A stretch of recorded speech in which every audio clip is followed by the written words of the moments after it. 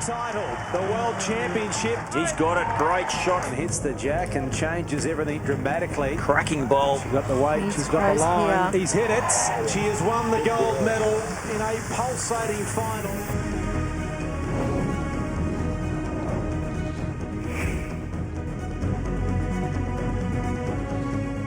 And a very good morning to you. Yes, we're here in Queensland's fabulous Gold Coast, Australia's tourist capital, and it has turned on picture postcard weather for an historic day in Australian sport, because they say good things come to those who wait, and finally the World Bowls Championships are back with us. The last one was 2016 at Christchurch, and then we had the scourge of the pandemic. Today we're at this fabulous club, Helensvale, and it's a beautiful, beautiful day here for what Barry Lester will be one of our great days, I think, in Australian sport, because as you know, it's been so long since we had a world title because of the pandemic. Yeah, that's right. Players be itching to get back out there from a world perspective. That's right, Pat. It's been 7 long years, and as we see today, we've got some of the biggest name players in the world out here performing on this beautiful green here at Club Helensvale. Wonderful. Action is not going to stop at all, because we've got the men's pairs final coming up now.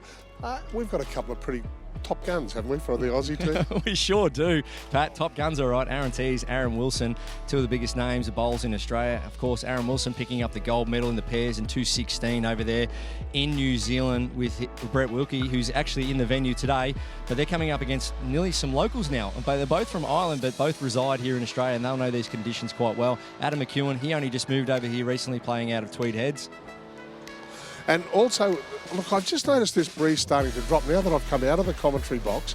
Well, what sort of effect will that have on these greens, even though they are quick? You keep telling us that. Yeah, they're quickening up, all right. So you can see there's a real shine about them now. Earlier, there would have been a slight bit of moisture sitting around the surface, but that surface moisture is definitely gone now.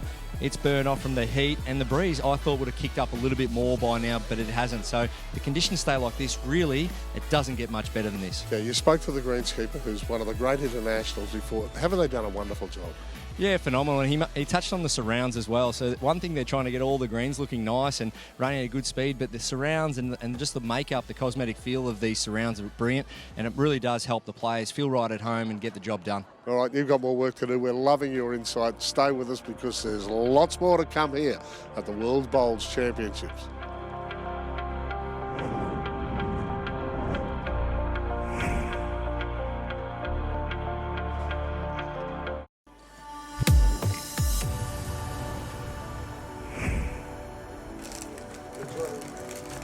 You're joining us on the fabulous Gold Coast. There's the aerial view of Club Helensvale. It's the northern end of the Gold Coast. The greens in absolute perfection, aren't they? They're just beautiful, and they have sped up as the day has gone by, because we've got the hot sun.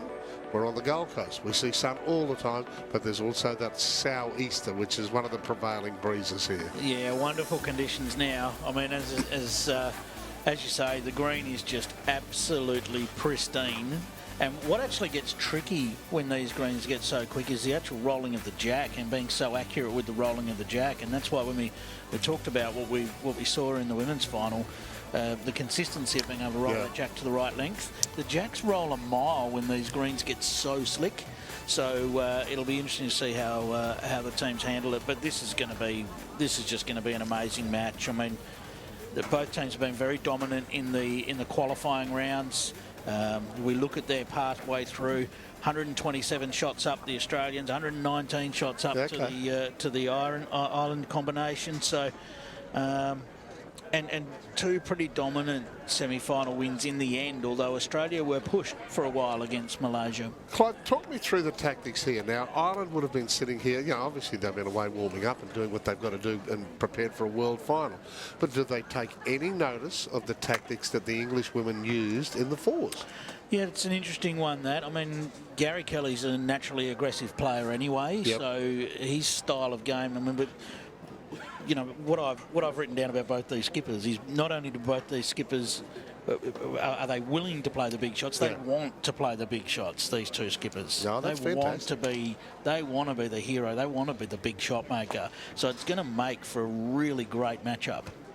So do I become so daring as to say that it's almost an all-Australian final now that Barry's revealed that they're all living here in Oz? It's bordering on it, and of course, the thing you touched on right back at the top of when we went to air is the two skippers is our Commonwealth Games singles final from just last year in Birmingham, where Aaron Wilson was so dominant in that final. So it just shows the quality of players we've got. Well, I'll tell you what, Barry's he's down there, and we're going to get right into the thick of this action just before the final starts. Yeah, thanks, Pat. Yeah, Aaron Wilson, mate, 7 years ago, you won this world title with your mate, Brett Wilkie. You're trying to do it back-to-back with your other mate, Aaron Teys. You're a formidable pair. What's it going to take to get the job done today, mate? Certainly a very exciting day against quality opposition, but yeah, nothing changed for us. Sticks to the plan process. I won't describe our tactics too much yet, but yeah, no, it sticks to the plan and see if we can get away with the win, eh?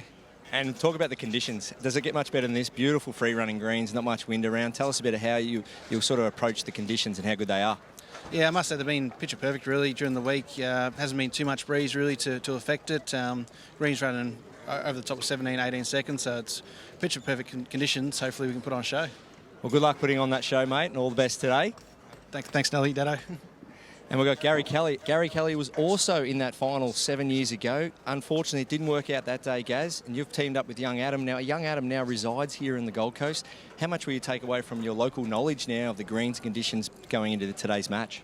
Yeah, obviously we have that advantage where I've been based here for 4.5 years now. Adam's been based here for almost a year. So, yeah, we'll take that experience that we've gained here on the greens here in the Gold Coast in Australia and, yeah, just try and use it to our advantage. And do you reflect on previous games so far? You know, what's worked, what hasn't, to take into a big final like today? Yeah, no, obviously we had a fantastic game there in the semi-final, and I think it's just all about simplicity and just keeping things basic, straightforward, and yeah, just try and get the easy parts right, and yeah, hopefully it goes well. All the best in the final today, Gary Kelly. So North Ireland versus Australia. It is a small slice of redemption that Gary Kelly is after, but these players are all good mates. They know each other's games really well. I'm thinking this is going to go right down to the wire. It's going to be an absolute cracker. Good stuff. Great stuff, Barry. Really appreciate that. Right before they deliver their first bowls. Now, Gary Kelly moved here after the 2018 Comp Games, right here on the Gold Coast. I think he saw a little bit of the sort of weather that we're enjoying today, just that light sou'easter, barely a cloud in the sky, and it's only spring. Summer hasn't even arrived yet. You think, hey, this is a little bit better than Ireland, isn't it? Absolutely, he'd be loving it. He'd be loving it, and you know, you can't take anything away from the Irish combination in making their way through to this final. They beat Ryan Bester, who's another local here that you know, represents Canada, but and John Bazier are a very, very good pairing, and they beat them 22-6. So it's you know, they're obviously playing great bowls, and we know what they're capable of. As we see, we get underway with a very nice first bowl. Have a look at that to get us underway. Oh, this is going to be entertaining. It's Aaron Teys. Adam McKeown will start things off for Ireland. Immediately long end for Australia. Australia rolled the jack, Aaron Teys. He won a gold and a silver in the fours and the pairs at this year's Australian Open. So am I fair to say that he is one of our form bowlers? Yes. Absolutely. And if your name's Aaron, you are good. That's just the way it is. I mean, there's three of them. There's three of them in the Jackaroos lineup. Not all spelt the same, but they're all there. And the other thing I found interesting for these two teams in their pathway through, neither team's conceded more than 15 shots in a match. So, and that includes both of them having just lost one of their qualifying matches, but still neither side's been conceding much in the way of numbers. That tells us if you can get a big number, that could be a huge thing to do in this match. All right, if you're watching this sport for the first time, we had in the women's fours 15 ends. If it was all tied up after the 15th ends, we basically went to a decider. This one is a little longer because we're pairs. Yep, 18 ends, 3 bowls for each player in this one. So it's a 3-3 format. There are multiple different ways that you can play pairs, but 3-3 format. We continue with the respot rule that if the jack goes out of bounds, it will be respotted. 18 ends, and once again, if things are tied up after 18 ends, then we have no nails left, and we go to one more, and we go to one more end. Well, great shots there from Aaron Teys to get things started. He's nailed the jack with one. He's got two past the jack. Not too many skippers in a game of 3-3 pairs are going to be complaining about that, as we see Adam McKeown with his last. Just looking to get past his own bowl here on the outside. He's done well. Yeah, it's a good home. It's a good home. Gives Gary Kelly some options. We're at the Worlds. It's stating the obvious that we've got world class here, but in all the bios that I've read of all the bowlers were here, their stats are just staggering. The amount of trophies that they've won of these guys that have reached the finals. You know, for example, Adam McKeown, Irish national singles title, he won gold in Birmingham in the fours at the Com Games. And Gary Kelly, well, his list is endless. The one that I did want to ask you about as we watch, he'll be bowling next. He won 60,000 in the 2019 Ultimate Bowls Challenge. Tell me about that, dude. Yes, so that's the UBC format, another of the different, quicker formats of the sport. Yep. So, yeah, fantastic achievement. And look, he's Gary Kelly, one of the BPL stars as well for the Bowls Premier League. You've seen these two go against each other in that format. So it shows that he's adjustable to all the different formats. And that's, you know, and well, what a shot here. How far's that jack gone though? Oh, it's gone back to the Australian bowl. So that was the key for Aaron Teys having bowls past the jack. So bowls have gone down that route a little bit like the cricket, even golf to a certain extent, and it stays chasing the shorter form. Yeah, certainly, and that it highlights the great shot play of many of these players, and we're going to see a lot of that during this match as well. The confidence that the players play their shots with, and we talked about how quick people are on the mat. Well, these two skippers in particular do not take an awful lot of time on the mat. And if you watch this, they're discussing the shot, and then you look how quickly this bowl is away after they've decided.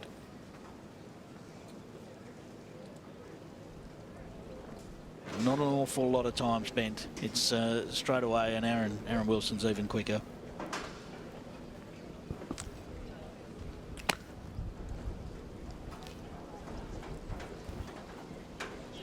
Gary Kelly in the area again. Well, just caught the edge of the bowl and passes on the outside of the jack.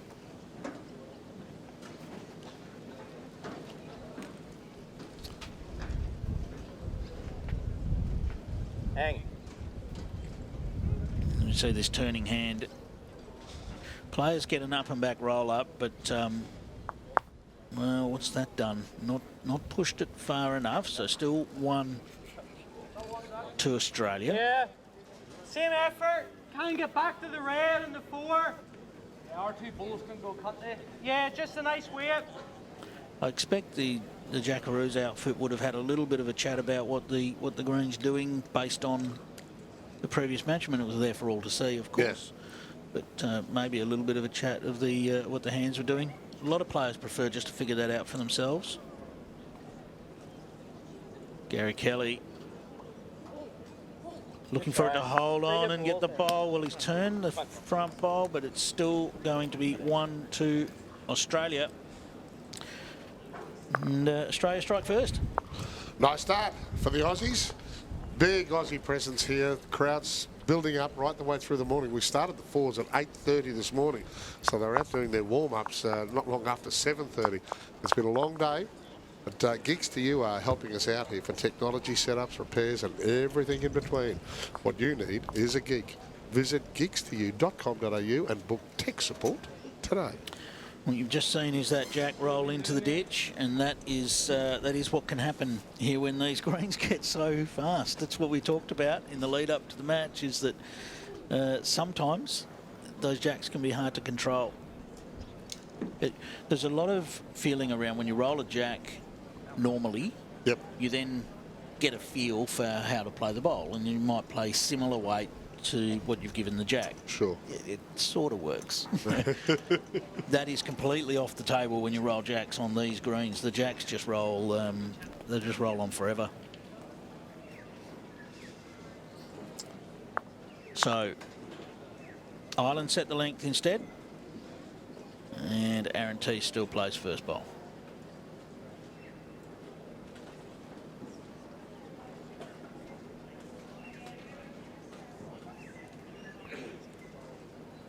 tracking past there. So Adam now looking to... Clive, just explain that. We started the day out at 8:30 this morning with the greens running at around 15.7 was the measurement that you got for us. Yep. We think they're now up around 17 plus. Yeah, What that equates to is that they're just getting quicker because of this sou'easter that's hitting the Gold Coast at the moment, and virtually clear skies above, so it's quite hot as well. Quite warm conditions, quite dry conditions. And the greens, just as any form of moisture drains out of them, they just get quicker and quicker. And the players will love it. You know, it's fun playing on a green where the bowl does a lot of the work for you. Yeah. You can really get that feel. What we did see in this morning's match was a lot of bowls that looked promising, but were probably, you know, a metre quick or a metre and a half quick. Seems like that's happening a little bit here as well. So the players will just take that time to adjust. They also get that extra bowl. They get 3 bowls each to find it in this pairs format. As Aaron Teys looks to consolidate his good work with his second bowl. He's just going to tuck in behind and match up one of the Irish bowls there. Of course, again, we've got the red versus the blue here. Nice and easy to tell the difference. Australia playing with the red bowls, Ireland playing with the blue. The other obvious question, I suppose, for those sitting outside the sport looking at, how do Teys and Wilson team up?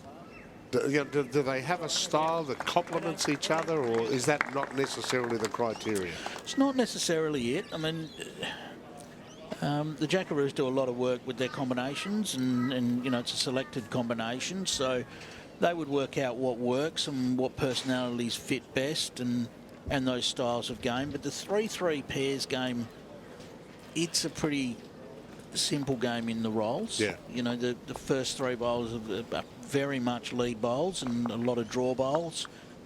Maybe the odd attacking shot, but not as much as you might require if you're playing the 2x2x2x2 format, where your lead's playing third if you're comparing it to a fours game, and then you've got second and skipper. You might get a few more aggressive shots out of the leader. You won't see too many aggressive shots from the leaders in this match, even though all players have got them. Yeah.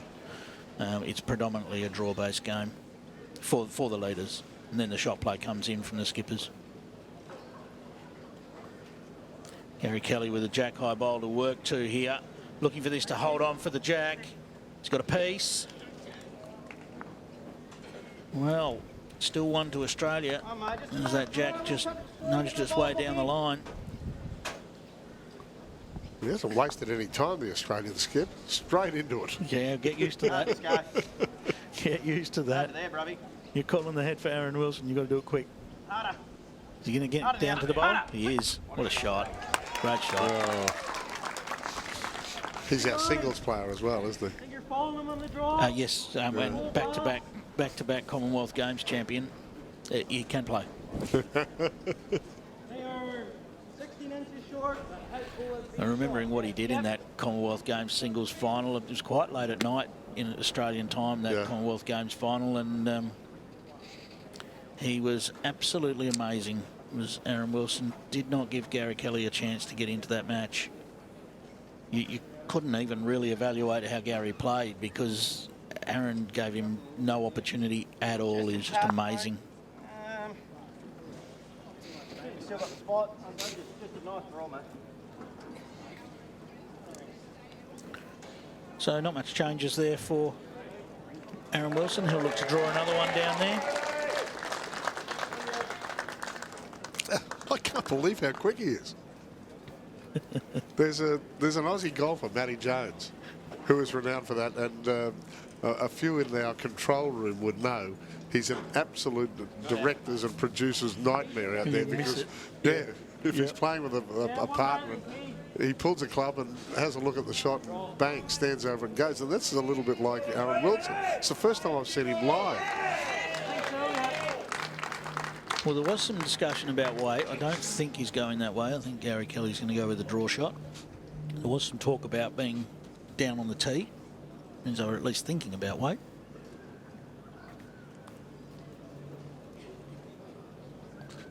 Now, how much bend's this got?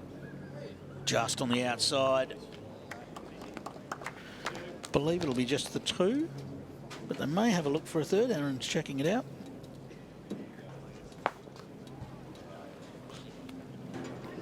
Is he going to go for a measure?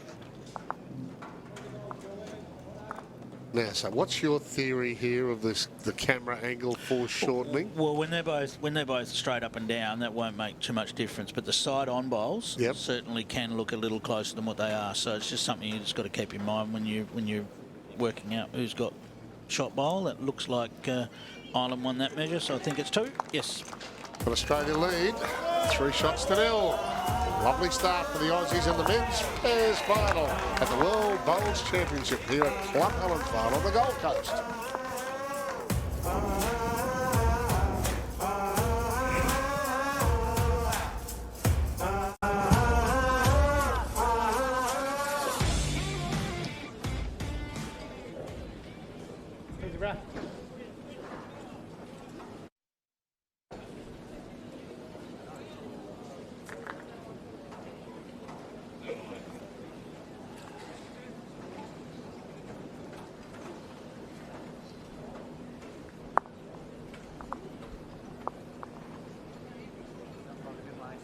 Teys. What you got? Well played, bruv.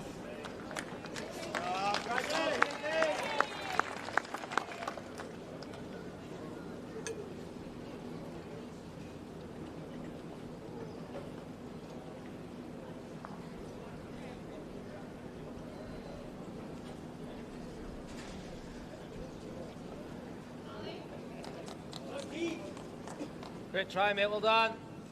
Well played.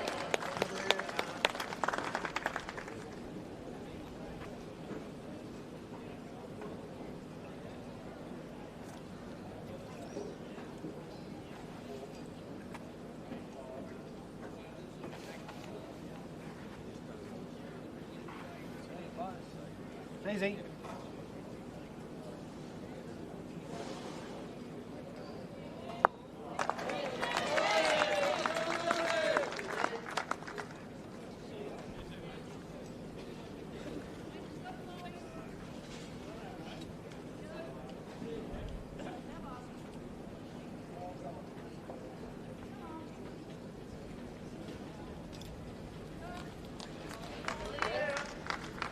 Good effort, mate. Well done. Just down, mate. Change a lot.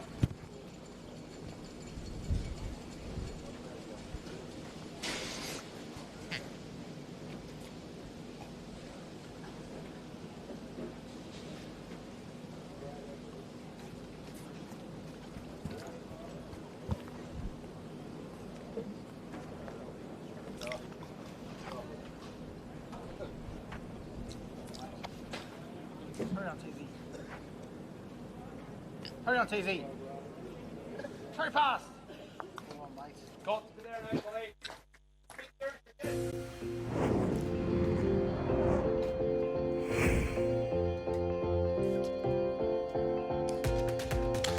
Thanks to Drinkwise. You won't miss a moment if you drink wise. Let's have a look at some of the reactions so far. Very early in this pairs contest for the World Championship. Aussies Aaron Teys and Aaron Wilson against the Irish team of Adam McKeown, Gary Kelly, both, as we now know, based in Australia. Certainly are, and great players, and we're just going to see so many great bowls in this match as the skippers make their way down for their first attempts on this, the third end of the match. 3-0 advantage to Australia at the moment, and it's going to drop away for Aaron Wilson. We can say that shot bowl is currently the way of Ireland. Draw the red. It's that off the tee. That's the indication we had from Aaron Wilson during this end.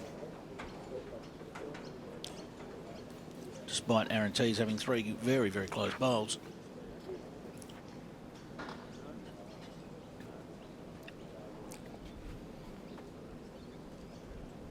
Guys, hurry. Gary Kelly, well, he snipped the jack. Don't think that will have changed who's got shot. It's still 1. Yep, still 1 to Ireland. Well, There's the call. Nice, confident call. And as you say, no time. Get in there and call it. I Because can't the ball's believe going to it. be on its way otherwise. I love it. This is going to be a little tight, but he's still got Don't want options. much jack movement, Robbie, that's all. Oh, well done. Well, Go on, I'm level.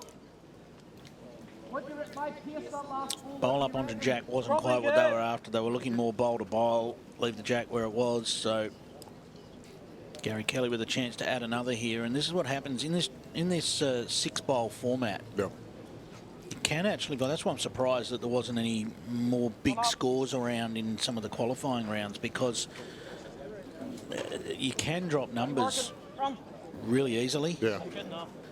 You don't see too many 5s and 6s in a game of 4s, but you sort of do see 4s and 5s happen in the 6-bowl formats. 2 shots there to Ireland.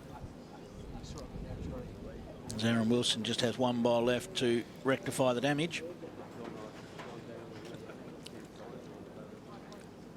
As you can see, he hasn't pondered his quandary for too long.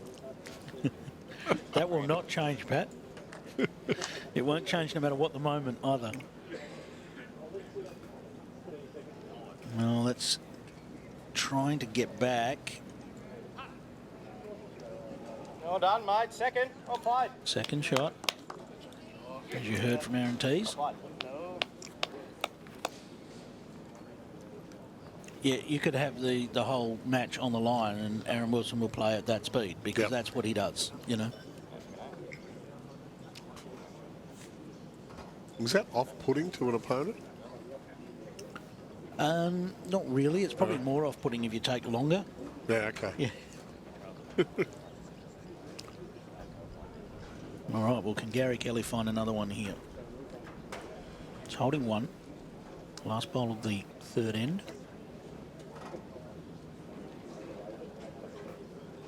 Looking to get Ireland on the scoreboard. They're already there on this end. It's just a matter of how big the inroad is. Just underdone for weight. Line was good. 1. 3-1. Australia over Ireland. This is the men's pairs of the World Bowls Championship, as we've said quite a few times today. Something of a history-making affair, because it's the first time in 7 years that we've held the world titles. They were scheduled to go in 2020 after Christchurch in 2016, and of course we know what happened around them at that time. The scourge of the pandemic struck and World Bowls was put in abeyance. We've had nothing for 7 years. Interesting to see the 2 players come together and have a little chat. They've got 3 ends sort of data to work with, if you like, see what the opposition were doing. So if Gary and Adam had felt that maybe they were going to play long ends in the match, they now see that Australia are doing that, so maybe they'll change their tactics up a little bit.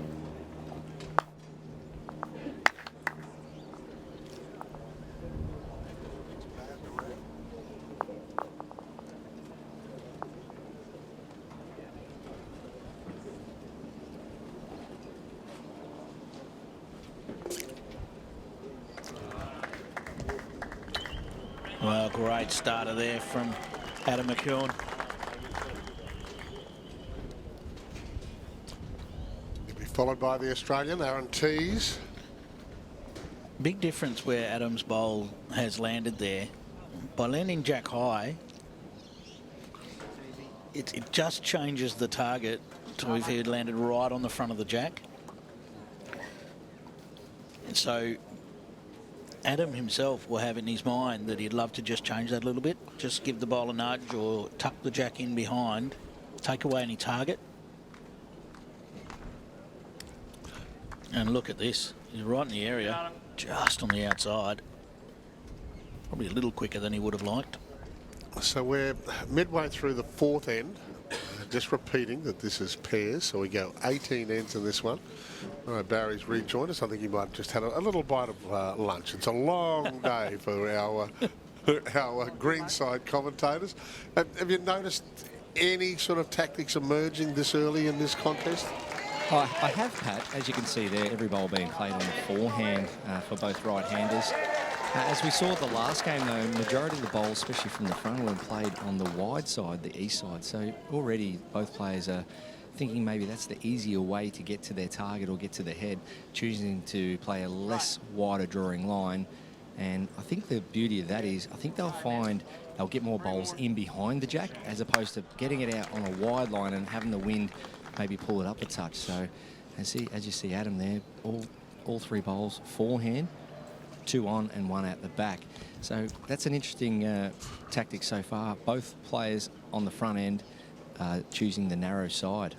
Barry, oh, sorry. Sorry, just perhaps stating the obvious, and I know because we're at a World Championships, but the two skips here, Wilson and Kelly, we're talking elite of the elite, aren't we? Absolutely, yeah. Gary Kelly moving over here 4 years ago to further his career. He wants to play, all year round, full-time bowling. He's very well supported of the Warilla Bowling Club just south of Wollongong there. And yeah, he's done everything in the game. Commonwealth Games back in India. And the beauty about what Gary's been able to achieve recently is he's come off slow Northern Hemisphere greens, but he comes over to Australia and wins nearly everything on Australian surfaces. And then Aaron Wilson, to his credit, and I know he's still creating a legacy, Aaron Wilson, but he's gone and won gold medals on quick greens, win Australian Open titles on quick greens, but then last year heading over to Birmingham, winning on the Northern Hemisphere greens, and that in itself is a huge task. And these resumes on both players are huge because they can play every shot in the ball. Barry, while we've got you, just take us inside the Australian camp a little bit. Obviously, we've just had the Australians play the women's fours on this rink. Would they have discussed any sort of conditions at all, or the way the green was playing, or is it just left to the eye? Yeah, I saw one thing I really loved, Clive. I really loved Aaron Wilson and Aaron Teys before they stood onto the rink for this match. They went over to the English four ladies and congratulated them. For me, I love that. That's the raise the bar Rebecca Van Ash spoke about before, about not only trying to be the best player you can, but be a good person. So that was a great moment I really loved. And no doubt, Clive, there would have been a little chat between the Aussies amongst themselves. What were your learnings, and like you touched on about jack rolling as well, So that all the information you get early on is very, very vital.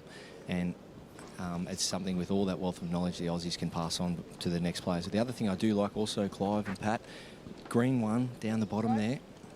This is, it's all about a game of preparation. We're seeing Jimmy Reynolds and Damien Delgado just rolling up with their coach down there.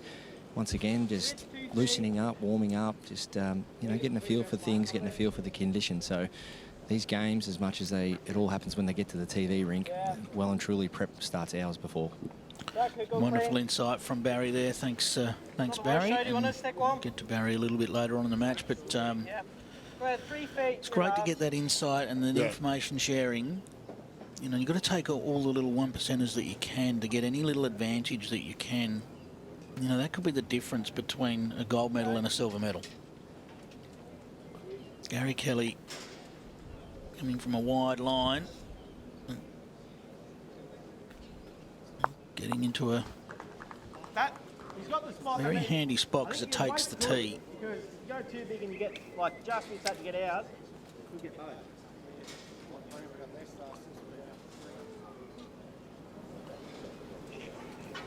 So the two Australians come together, decide which shot they're going to play.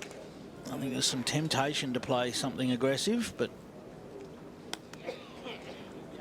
I'm with you, 100%. We give a lot of the praise to Wilson, but I read also in my bio that this year's multi-nations, Aaron Teys was the singles champion.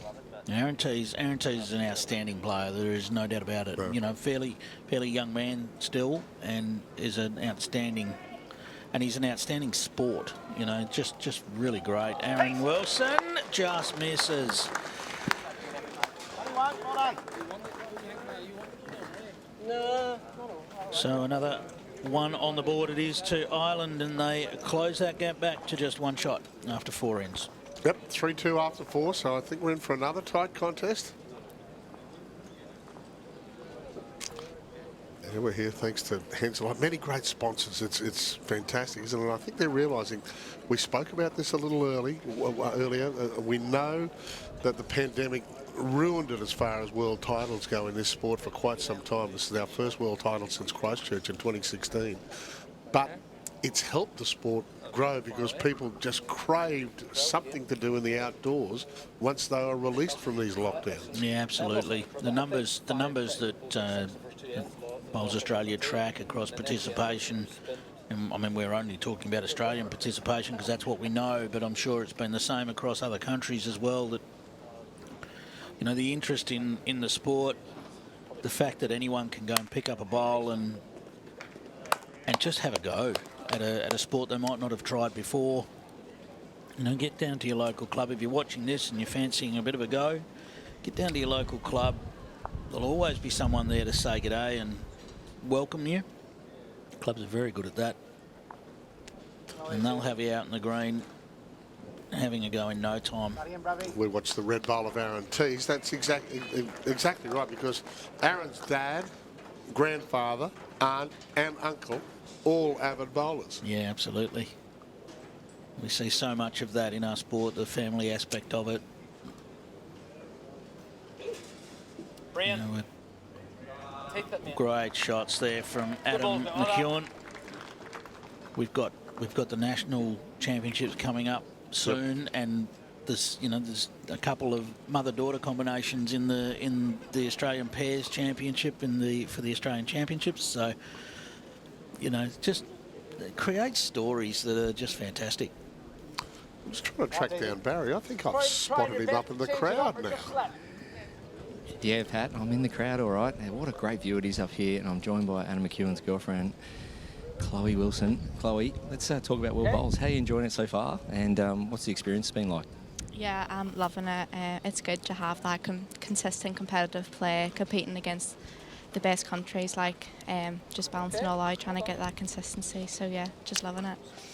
And has it always been sort of a bit of a goal of yours to come out to Australia? You're living here now for a few more months, but was it always a goal to come out here? There's been a few Irish people like Jeremy Henry and Gary Kelly come out, and what kind of planning went into getting out here? Yeah, so I think as a bowler, you know, you always want to be kind of where bowls is a big thing, and obviously bowls is huge over here, and obviously Gary and Jeremy moving over, like, you see how well they have done over here, and you just want to come out and kind of be doing the same things. So yeah, it's been very good.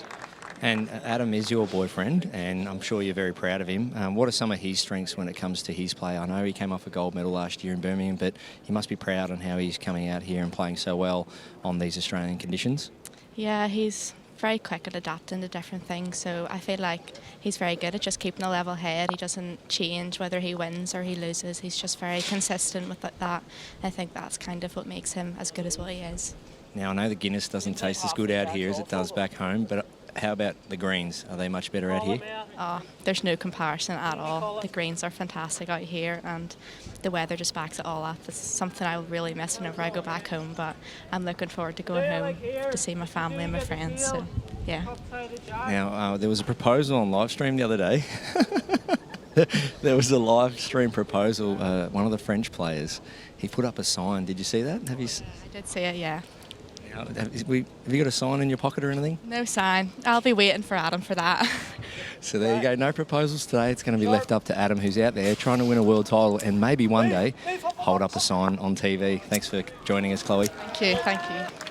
Oh, thank you for putting the pressure on. Obviously a bit of a traditionalist as Aaron Wilson goes on the attack here.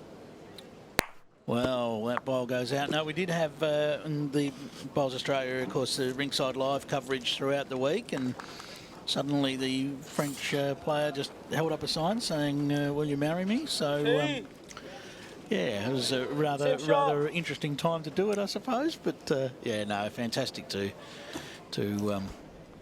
get the input of family and friends and. Well, you best finish the story off. Tell me the response was the affirmative. Yes. I believe the answer was yes. Well, that's good. I'm pleased there was a happy ending. Gary Kelly right in the zone to add another. Oh boy! So what are your expert? Three to Ireland, and big weight coming again. Close. Got one of them again. One at a time being removed. Any piece of the jug.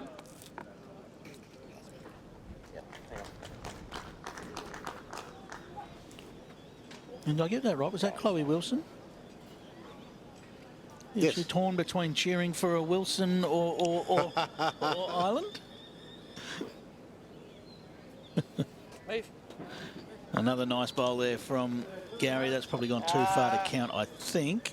Although Aaron Teys will probably confirm that for us. 2. 2 it is.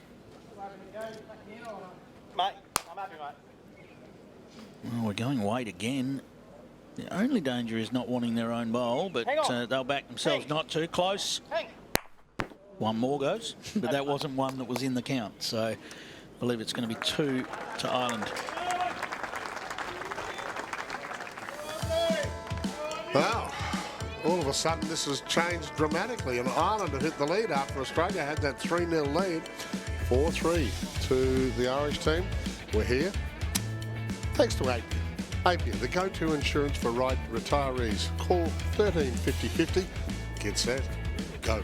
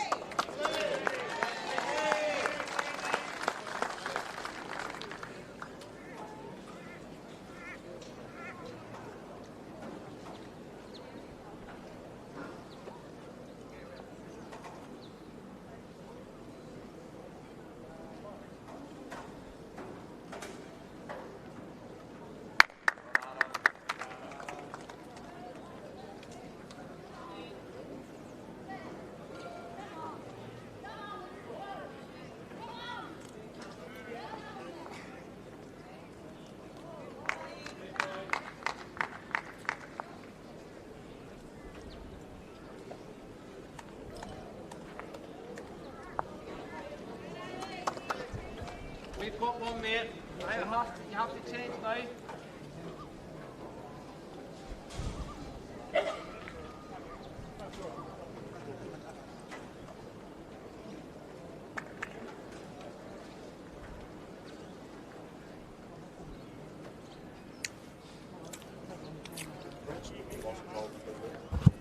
Sorry? Yes. See ya. Very good, Adam. Oh, look at this. Brilliant. Have a look, mate. I think so, just over the draw. You can land him if you like.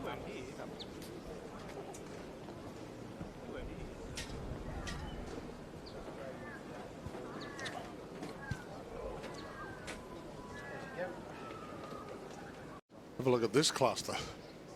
How good is the bowling? Yes, this is outstanding. Get up now. Well, what's he got? He's got the jack all the way through and falls in for shot. Yeah, brilliant bowls from the two leaders, crowding the jack.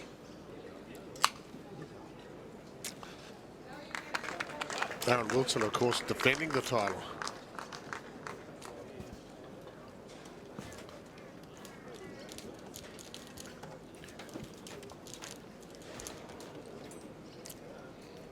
Yes, Aaron Wilson, absolutely, and he is a superstar. And as we know, you don't become back-to-back Commonwealth Games singles champion without delivering some good bowls quickly as he does it. But fantastic to have Beck Van Ash join us up here this time. We had you down on rinkside earlier on, Beck, and we'll go with Beck. Is that all right? Yeah, thanks, Clive.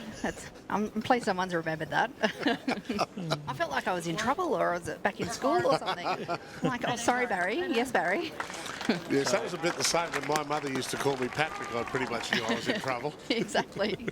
So quick action here, really, isn't it? Because it's the putting aside perhaps some slight disappointment of this morning to now embracing what we've got in front of us for these two. Yeah, absolutely. And look, the girls were pretty quick to get around the vision impaired mixed pairs this morning as well. They were playing their last end or just starting their last end as the fours game finished. So, you know, to the girls' credit, they were very quick to put their attention to that and, you know, sort of curb their or put on freeze, I guess, their disappointment until later tonight. Yes, if you're just joining us, the para-athletes combined here with the World Bowls Championship, and it's great. It was a tense finish on the rink just beside us. Jake Feldberg and Jackie Hunt's taking gold medal for Australia. So just, yes, coated the disappointment of the women's fours. But, hey, silver medal world titles. Can't win, can we?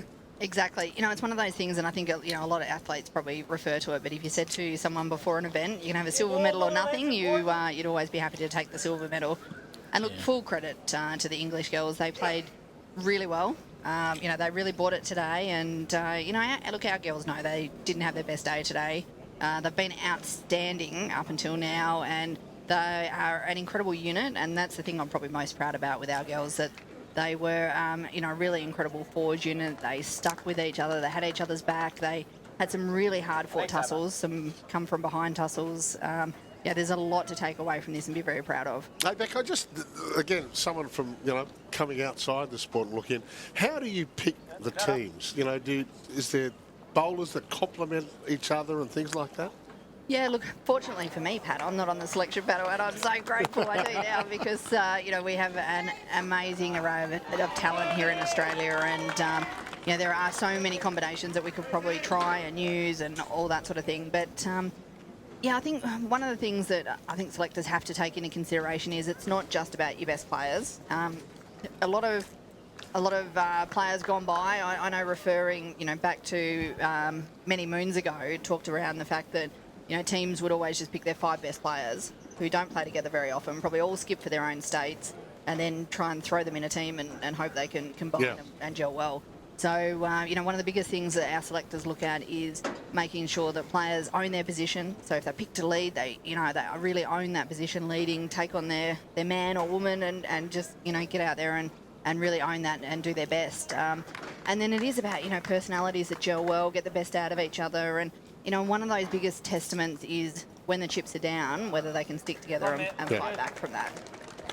Ireland now 4 ends in a row here as they added another 2 while we were just talking there. So 6-3 now the lead to Ireland after 6 ends. So that we were talking before you joined us, Beck, about how quickly this match moves because the players play quite quickly and it is just the 6-bowl format.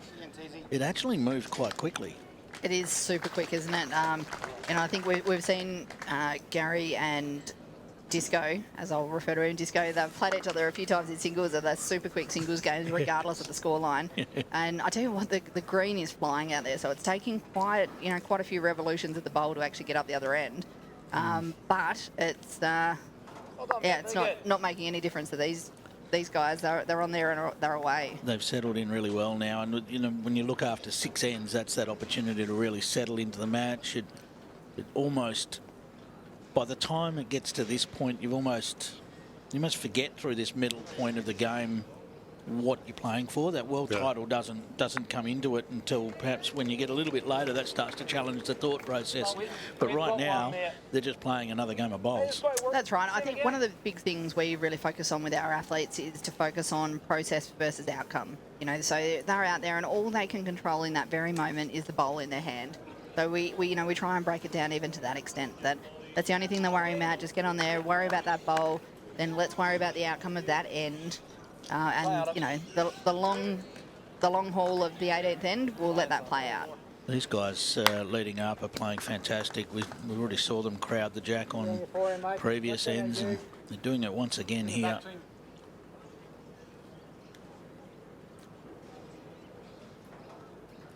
Teys with a switch to the forehand.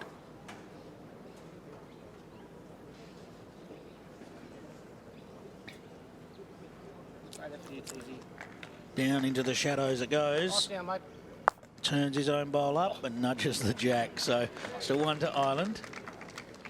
You could hear the little gasp from Aaron Wilson there. Yeah, it was probably a bit stiff not to get a better result. Probably a little bit disappointed nothing past the jack there, but certainly plenty of options, and that red bowl of ours is a toucher, so plenty of options on there for Disco. I like it. Red bowl of ours. Not even an attempt to I know, be this impartial. is terrific. You've invited me up here totally with my Aussie colours on, so I can really own this. Every other time I've had to jump in here, I'm, very impartial, but no, not today. Sorry, viewers. Sorry, particularly to our overseas viewers. The other thing that we have discussed as the morning's unfolded is the amount of time now that our elite bowlers have to spend bowling. I mean, we've got champion of champions after the couple of weeks of this. So for those coming from the Northern Hemisphere, they've had the travel involved, a couple of weeks of bowling here, and then stick around for the champion of champions as well. Yeah, and I think from what I've heard that a lot of countries, their champions winners out here and competing in this. For us, our Australian combo that are playing are not involved in the World Championship campaign, or Karen sort of is, but from the sideline, she'll be going in a bit raw. She hasn't put down any bowls these few weeks, that's for sure. But we both know she'll still get them close. But I think the hard thing with this will be, and again with my Australian hat on, is that I think it'll be a really great standard during the champions, because we do find that Northern Hemisphere countries coming over do find it a little while to adapt to our quicker greens, although we're seeing England obviously going deep in the women's fours, Ireland out here now. I think we'll just see them really grasping it, particularly by the time they get to champions. So I think it'll be a really top standard and some really terrific bowls at Robina. Very good. Very good. Aaron Wilson looking for this to get right back. Doesn't quite. It's a nice home for him to be able to play that similar weight again and have more of a thought of pushing his own bowl up. Up over onto Jack would work.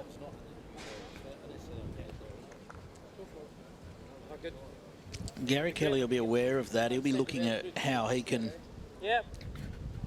change his head slightly, maybe turn the Irish bowl that's Jack high so that it's catching the Jack a little bit more.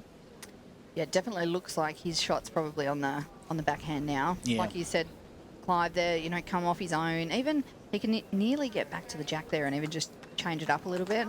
It's a bit of a sticky side, that. So I think we're seeing, and we saw it in the women's fours as well, we're just seeing a lot of weighted shots, even just with a little bit of weight just missing on the high side, which is the wide side, where they're just not quite coming back as much. As you say that, he's probably done that exactly. That was about the weight that he wanted to turn that Irish bowl, but now there is a little bit of a shot here for Aaron Wilson. Turn the red bowl up onto Jack.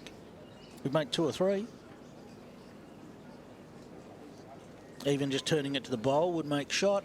Yeah, it certainly looks like a lot of options there, isn't there? There's a chance off the front one that's sitting up as well. I think this is a really good example in 3-bowl pairs in particular, where it's so important to have at least one, if not more, bowls past the head. So, leads in particular, one of those 3, if we see that past the head, it just sort of makes it a bit easier and sets it up for the skippers a little bit more. And, this is a bit tough here for Gary, because he didn't have any pass. I know he was trying to get there with his last, but it's left Aaron with options. Is it getting down? Not quite. Just a narrow miss. It'll be another 1 on the board. Yes, they're on a run. The Irish team. 5 ends on the trot now. And it's 5-3. They're doing it slowly, but they're edging ahead.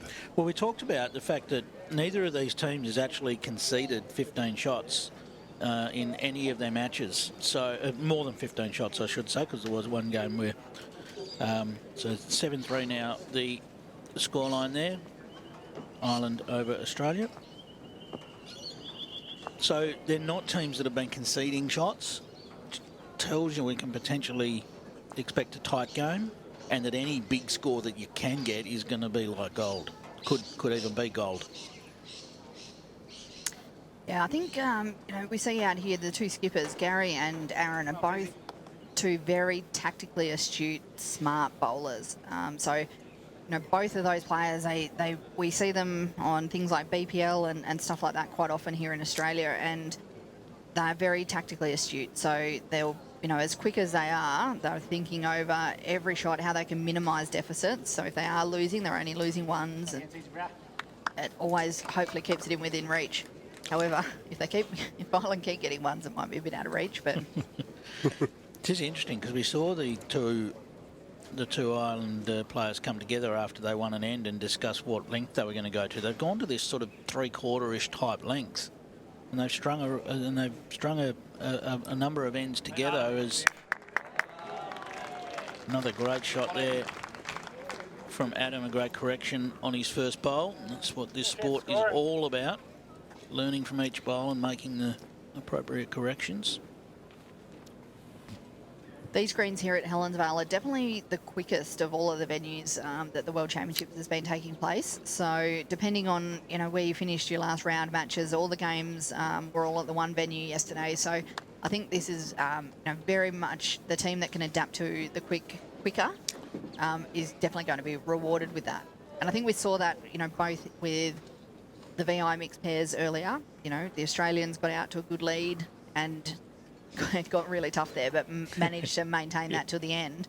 And the women's fours was, you know, very much like that as well. England got out to the lead and was able to keep it. So I think it's whoever can adjust quickest is going to be rewarded.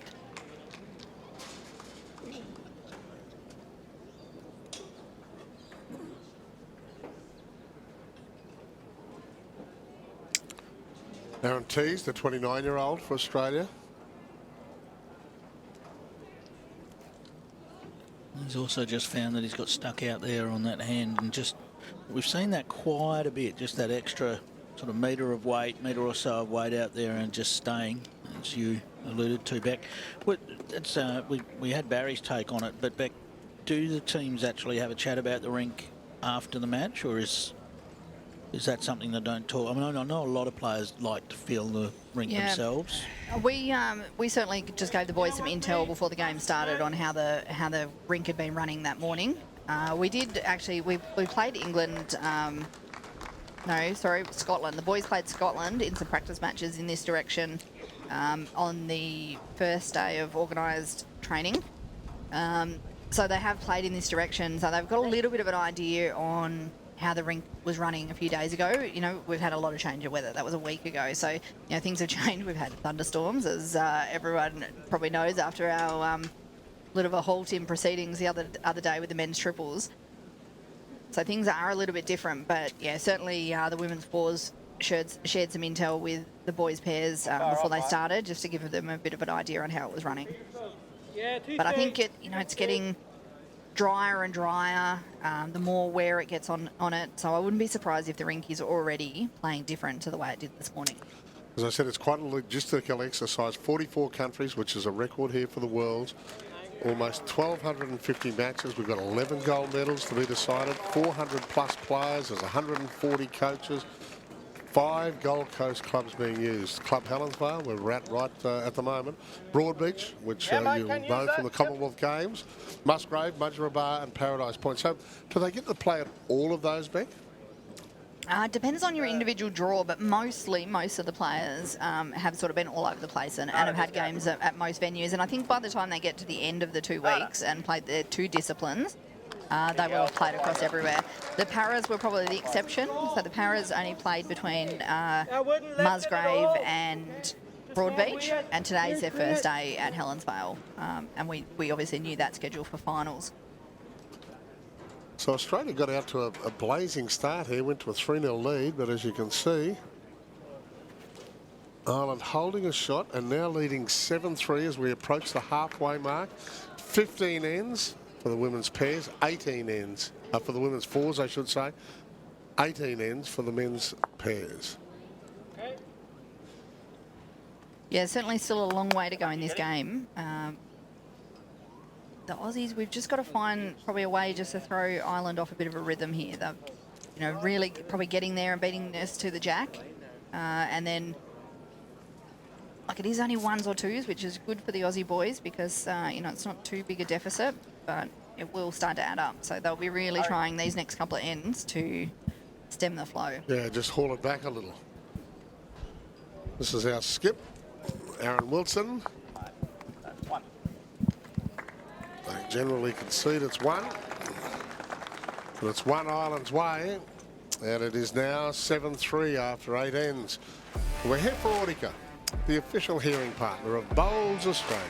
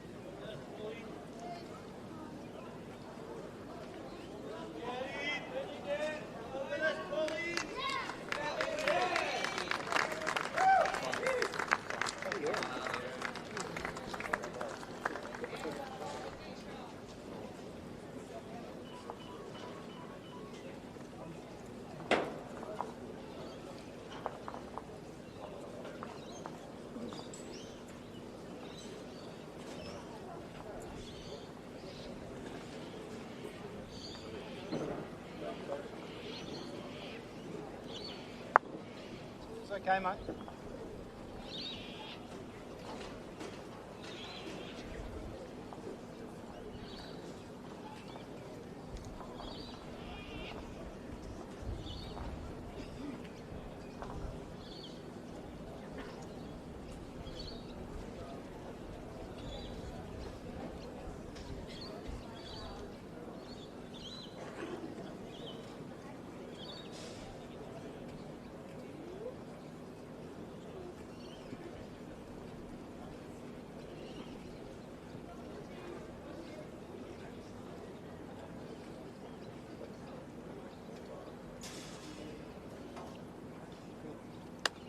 Back.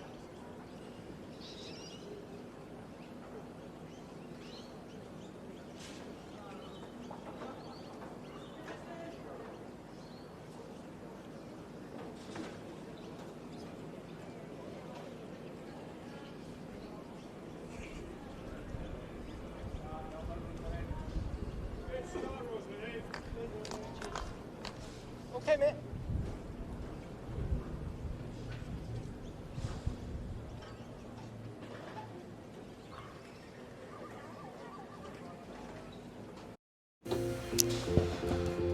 We're back and it's 8-3 to Ireland as we approach the halfway mark. 18 ends here.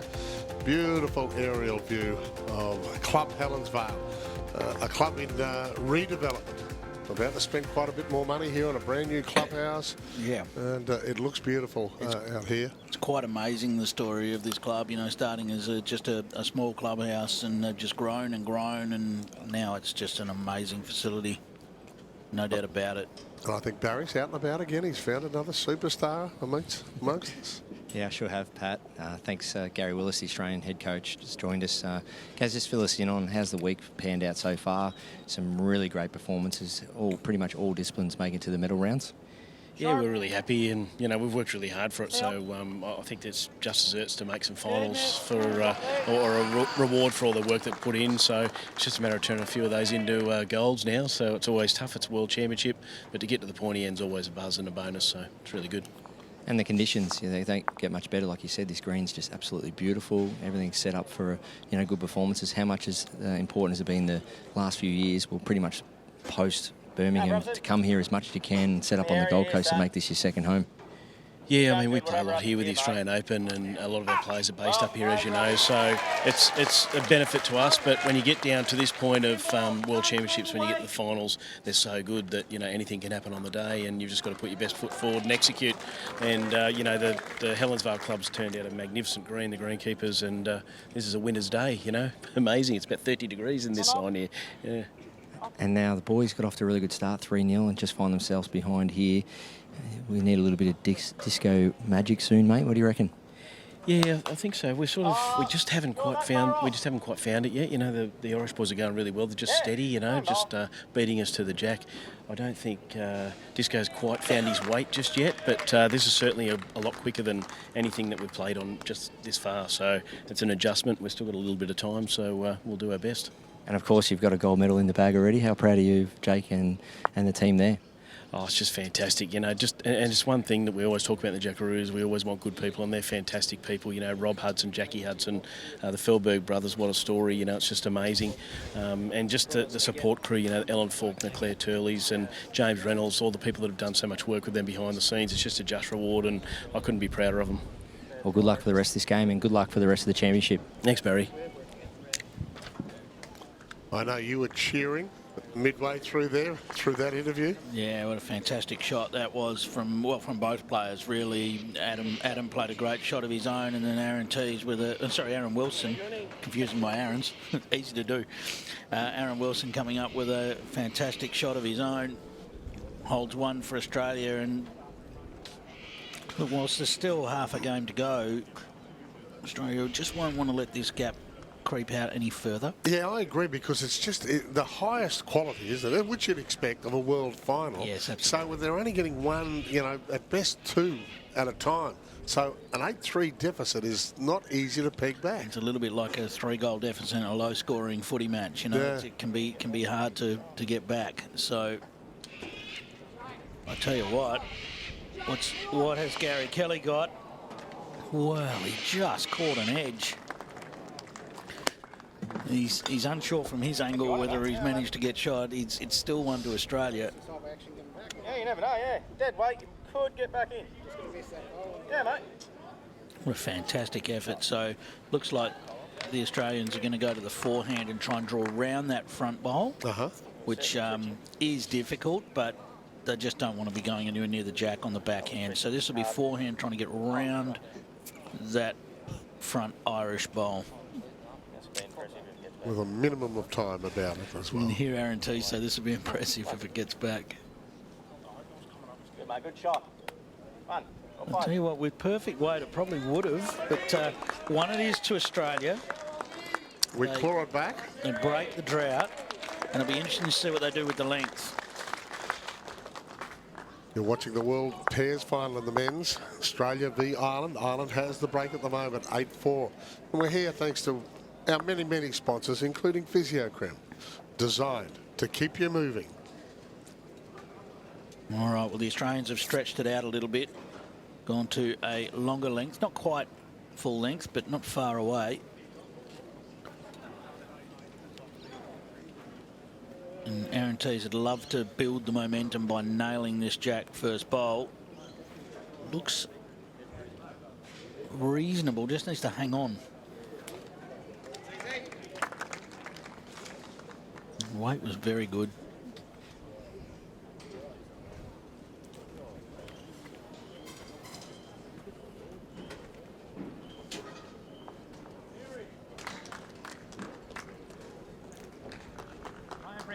Adam McKeown's playing a fantastic match. Here's another great shot.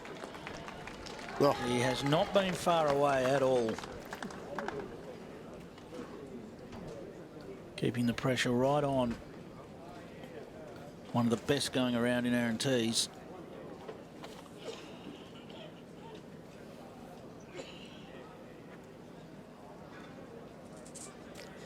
Now, will this release all the way back? It looks like it might be just carrying a bit past. So it's a nice home and it's very useful. But you can expect Adam McKeown is going to be close again here. See some great angles of the great setup we've got here. Well, you're not happy with this.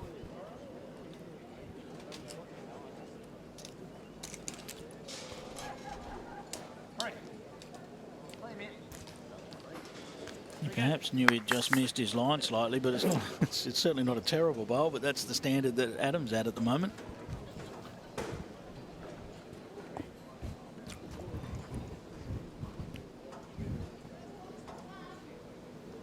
Aaron Teys find his way to the jack here.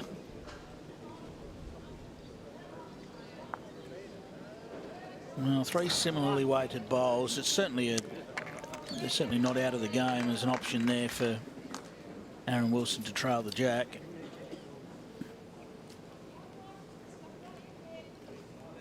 I think with Aaron Teys' bowls there, those two just behind are great. He would have loved to have one up on the jack as well, just to complete the set. Because look at this from Adam, beautifully played, almost a perfect position, counting but covering the trail.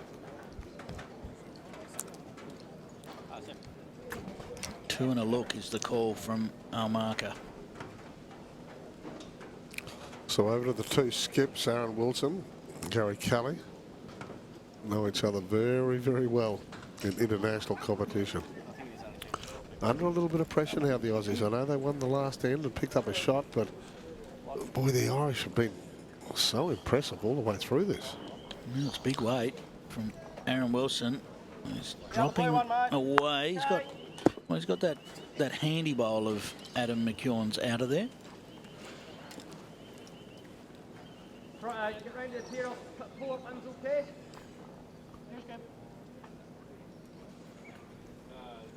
Wind looks to have died right away through the middle part of the day.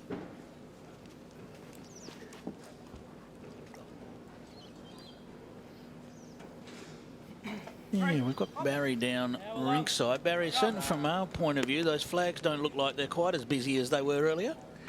Spot on, Clive, and they've shifted around a little bit too. So they've coming in from the southwest earlier, sorry, southeast, but now we're getting a little bit of action from the north, and that's making, as you see already this end, bowls being able to reach easily going in this direction. You're seeing a high majority of bowls past the jack.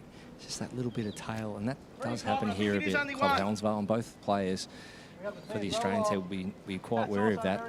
And that's why you said that back bowl of Adam McKeown's was so handy, because we're going to see more and more jack movement as we get into this game. Aaron Wilson's going to start getting some big hits going, and so will Gary Kelly if need be. It's just the buck of the trend will happen that way. Hey, Barry, such as the quality of the bowling, it's been meagre pickings per end, hasn't it? I mean, 1 and 2 at best.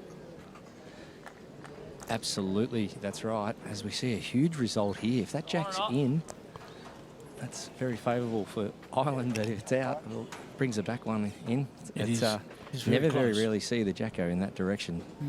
But yeah, that's right. There's not really anyone stacking in multiples. It's sort of a miserly kind of game so far. Yeah. But I feel if someone is to really strangle this game, it's going to come down to a really big last bowl, make a huge conversion. Yeah. Look at this. We've got a great angle on that jack. Now that line, the line is there, but the line in itself isn't the guide. It is the mark between the two pegs. Now you'd hope that the line's exactly right, but you might find that it's the middle of that line that might actually be the actual determining line. And what was the call? It was in. Okay. You draw on the high side, no chance of high side right. Yeah. As Barry said, that's a big difference between being in and out of the rink. Who do you favour? Have a good look. Teys definitely down now. Definitely down now. Sorry, okay. Let us try and drift it there. Yep. So it's an interesting one for Gary Kelly, because he wants to draw a counter, but he doesn't really want to touch her, because if he draws a toucher, he might kill it. Yeah. And therefore the jack would then go, he moves it a quarter of an inch, the jack would go to a completely different part of the green.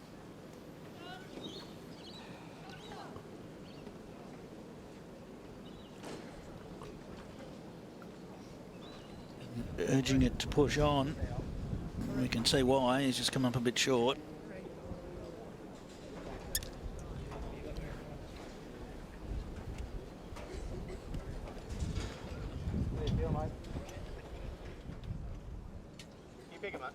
I think they're just discussing which hand that Aaron will play. This one, he made up his mind and off he goes.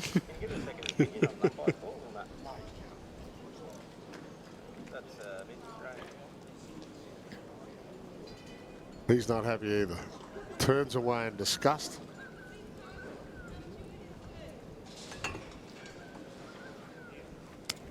Well, this is, we were talking about not having many numbers scored in this game. There's a big opportunity for Gary Kelly right now. Holding to last ball to play of the end and plenty of room. And he's already had one look at it.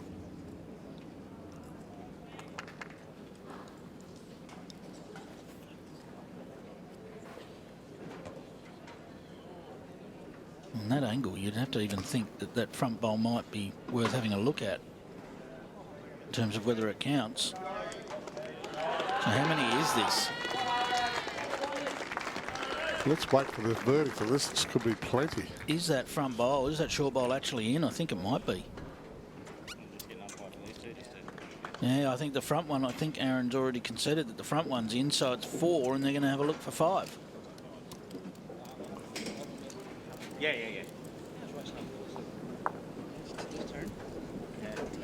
Yep, 4 already. 4 conceded. Confirmed, and they're going to have a look for the 5th. Oh, boy. This is massive.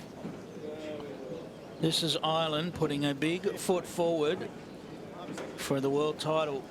Yeah, let's look. We'll go to Barry quickly while this measure is taking place, but this is critical in this match. They've already conceded 4, so their lead is 12-4 at the moment, and we're doing a measure. Barry? Yeah, no pressure on me at all. Thanks, Pat. I can't pick it.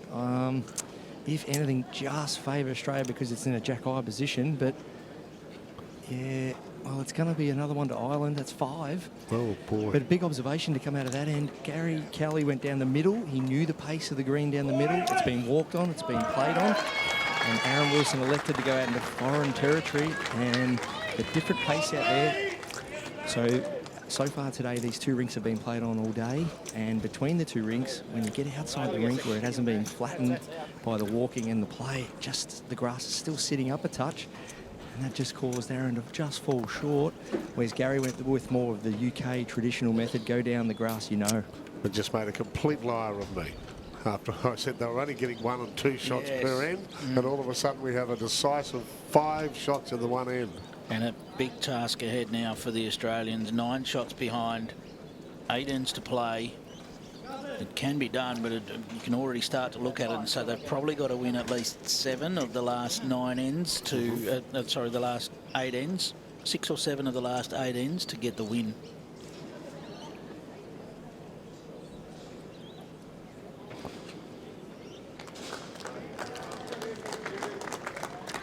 And just an end that seemed to go from bad to worse for them as it went on for the Australians.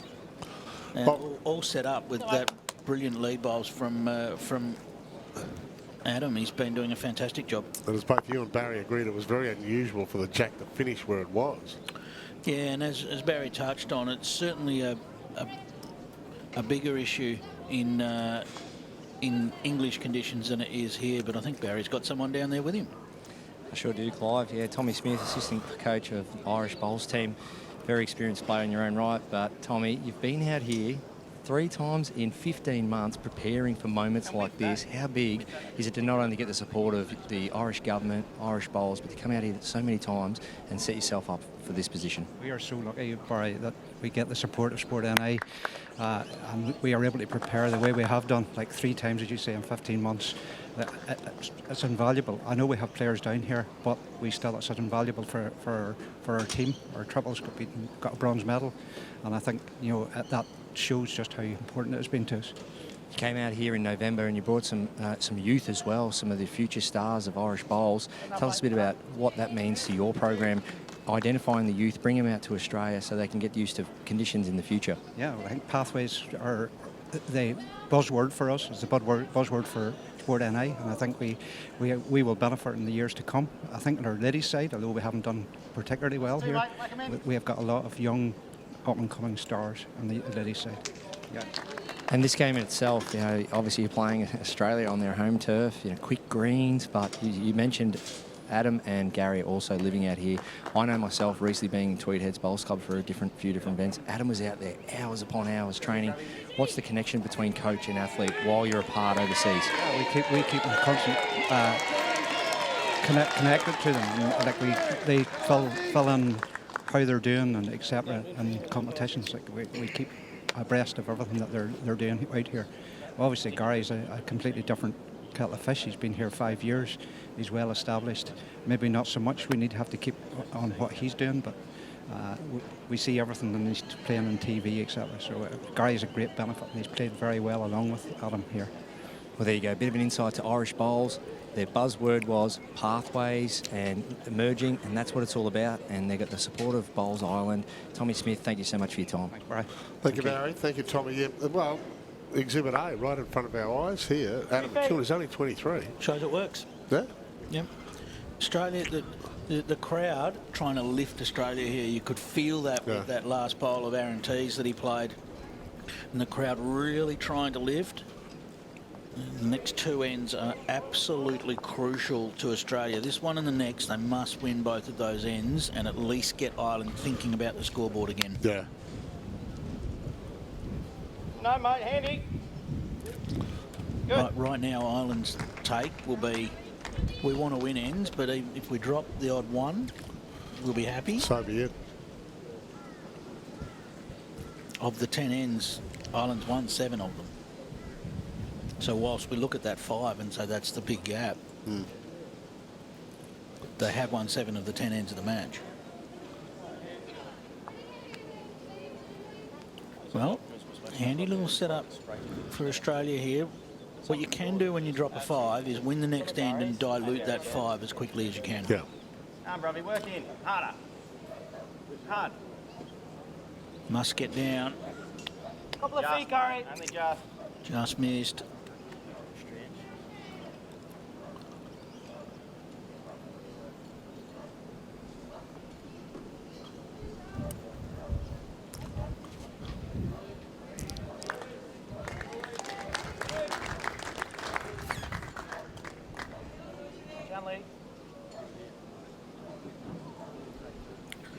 Well, that's the last of the Island bowls for this end.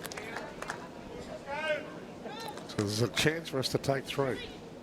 Aaron Wilson with the final bowl of this end right here. Brabson. Haven't done a lot wrong to there, son.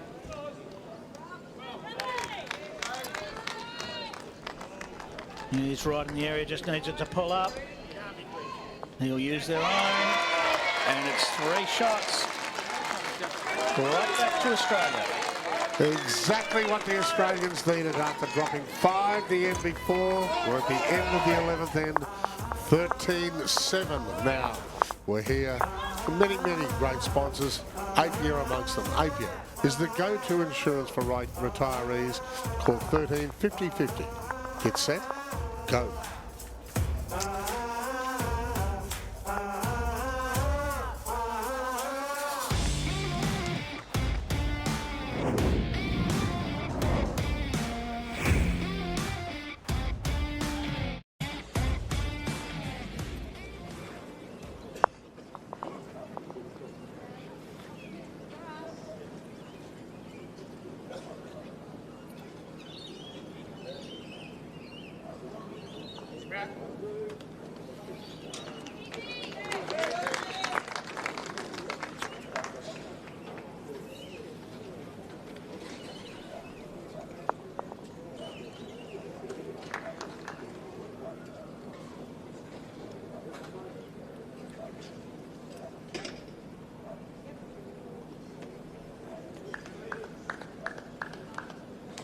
Try, mate. Hold on.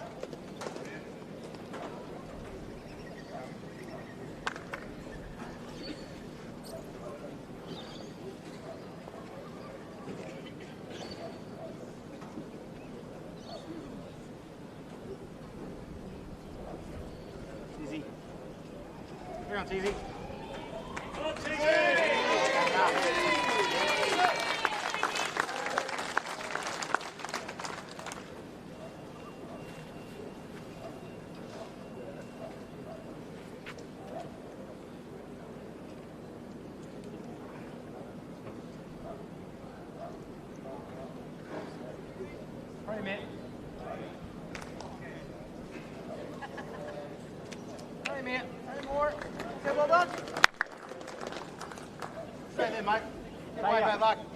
Goodie.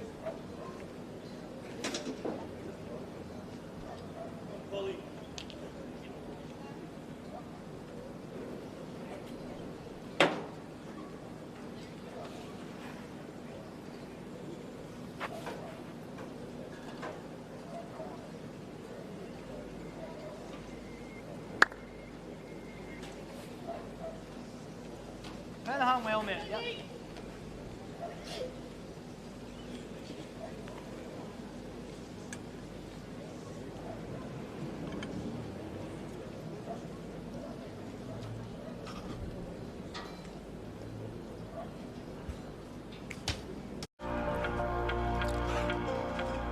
Weather has barely changed here at Club Helensvale. There's a nice breeze just switched around towards the north. We have the sou'easter in. There's a good Aussie contingent here supporting. And had you ducked away for a cup of tea after the Irish took 5 off us and 1 in, things have improved slightly because Australia grabbed 3 back at the end of the 11th end. It's now 13-7. And take that one more step. If you walked away at 8-4 after 9 ends, you come back and you go, how many ends have I missed? It's 13-7. You've only missed 2. Yeah, it's incredible stuff after we were talking about 1s and 2s and that's it. But Aaron Teys holding sway on this end.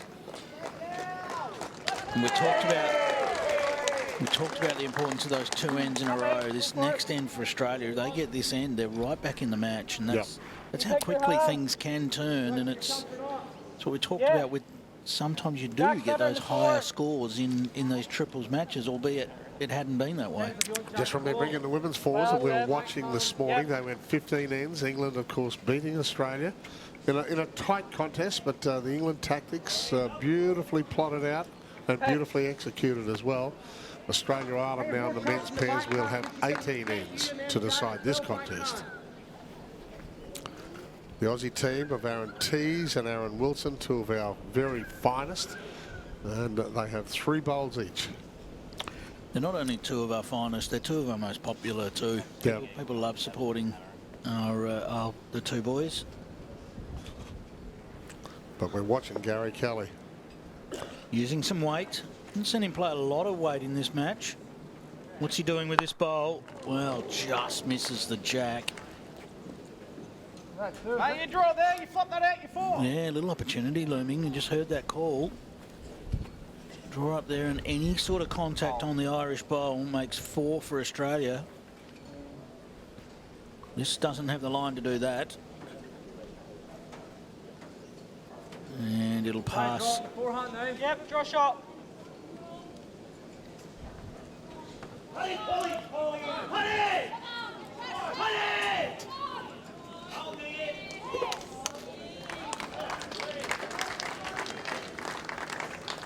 Some of the noise you can hear from the adjoining rink. Yep.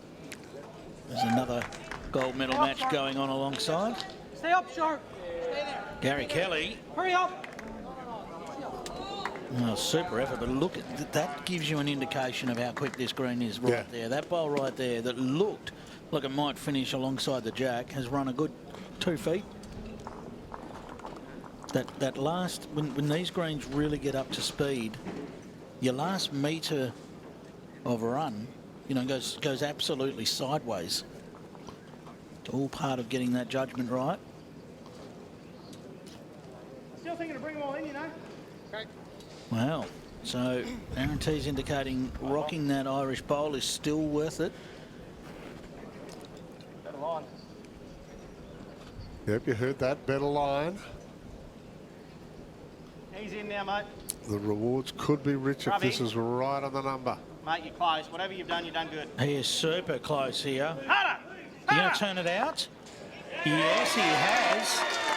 Are we talking 4? Well, it could be.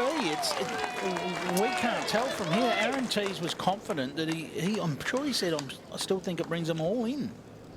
If that's the case, then we are talking 4. Just did enough. Look at that. That is centimetre perfect. It certainly is. Gotta love that sort of comment coming from a West Australian.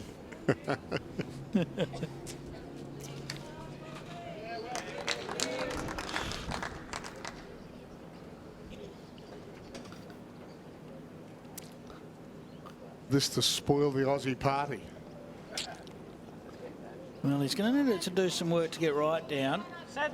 It's going to do enough for second, I think. Yes, that's done the job. Under pressure. Very much a damage control there. Good stuff from Gary Kelly. 1 for the Aussies, so they go back-to-back with a 3 and a 1. And it becomes 13-8. Manageable. 6 ends to go. More manageable. Yeah, certainly. Among our great sponsors here for these World Bowls Championships on the Gold Coast, we're at Club Helensvale for the first day of finals. We'd love to thank Audica. They are the official hearing partner of Bowls Australia. Do a fantastic job, do Audica, getting around clubs and conducting hearing tests and all sorts, some great advice out there as well. So this is the feel of a momentum switch here. 3 of the last 4 ends have gone the way of the Aussies. Can Aaron Teys start it? Well, he looks like he's going a bit quick, so still back of the rink. Adam's been so impressive throughout this match.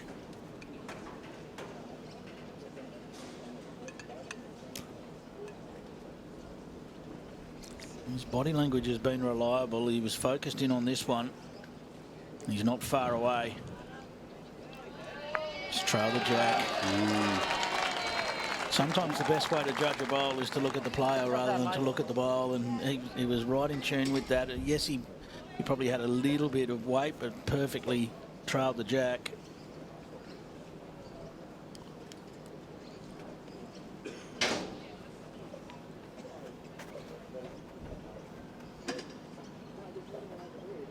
Aaron Teys still with that bit of weight to spare.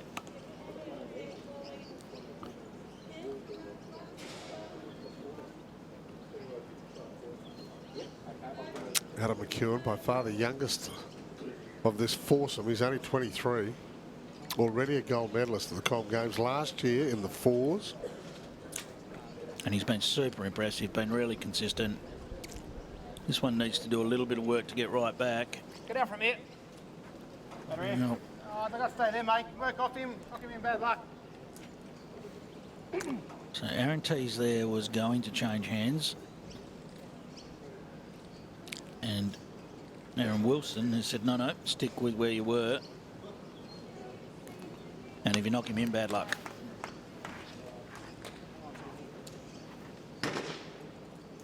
What's he got? Well, his weight was perfect. He'd made the correction of weight, but just dropped across the front.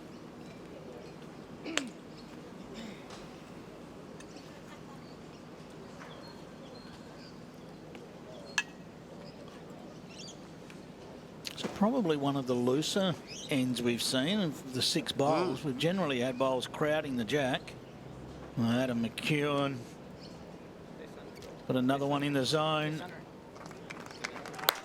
Be happy that it landed there. If that rolls another bowl, it sort of sets up a little bit of a target, but he'd be happy that it's landed slightly offset. Stand up. Yep. You're probably good enough to trail jack too. Man, the bowl's good. Sounds like it's going to be searching sort of weight to land the bowls. Or just on the outside of the bowls, you can trail the jack.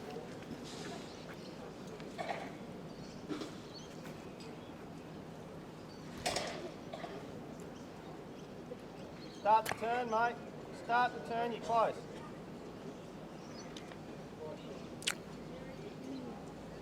Good effort, mate. Yeah, just that little bit of weight to try and land or trail.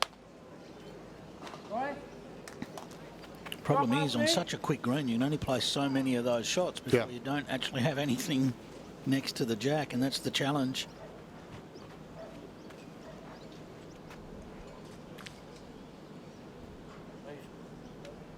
Leave the run. Run, mate. Run. Good. Help. You went far off. I'm just wondering whether there was any temptation just to go straight at the bowls, but he's going to play the same shot again. Chasing after this, the Australian skipper, Aaron Wilson. Still looks to be on a wideish line. Is this going to get down? Is it getting down? Here's the front. Oh, he's closer. Oh, mate. He got a bit more turn out of that with Great shot. Just that slightly better line. There wasn't a lot in that for line, so... Have a look. If you can. Tell you what, it's opened up a trail of the jack that looks very inviting, and Gary Kelly's going to come down and have a look at it because he needs to get a bowl past the jack. He needs to look forehand and get a bowl parked in amongst those 4 red bowls all in a line waiting. Yeah.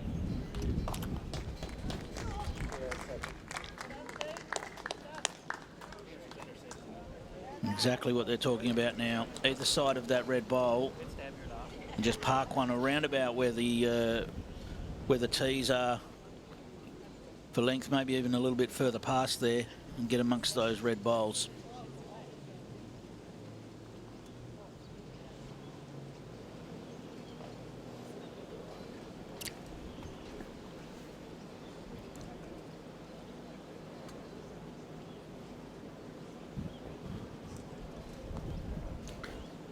We said Australia needed to win 2 ends in a row. They did that.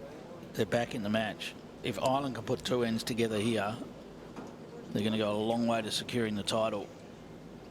And this is a little tighter from where Gary wanted to be. Ooh. Well, I believe that's going to be one to Australia. That was well offline from where he really wanted to be. He wanted to be outside looking for protection. Yep, definitely one to Oz.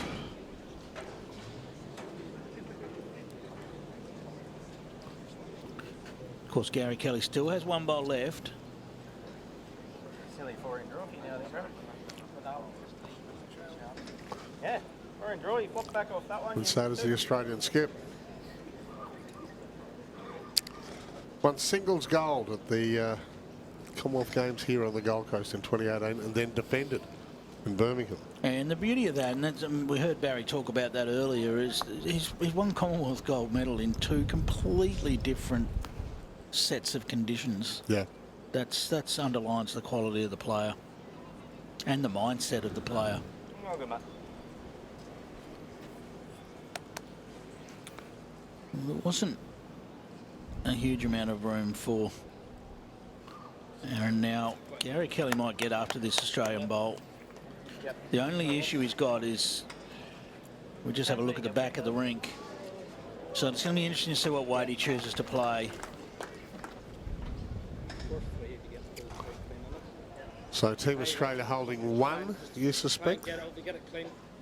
I believe so, and it might just be, look, it might be just over because he... Big shot, you got it? Big shot. Be interesting to see what he backs himself in to do here. Could not afford Jack to find its way to the back of the rink without an Irish bowl with it.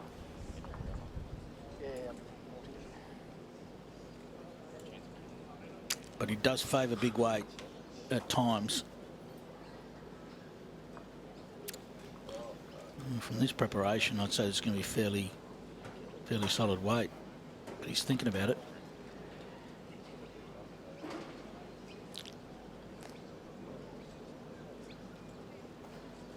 It is. It's launched a missile. Well, he's got the Australian bowl clean. The Australians will breathe a sigh of relief out of that end. There, will they pick up another? It's 13-9 to Australia. They're clawing their way back into this contest. The Jackaroos, of course, sponsored by Right at Home. Switch to better quality disability support. Choose Right at Home. www.rightathome.com.au.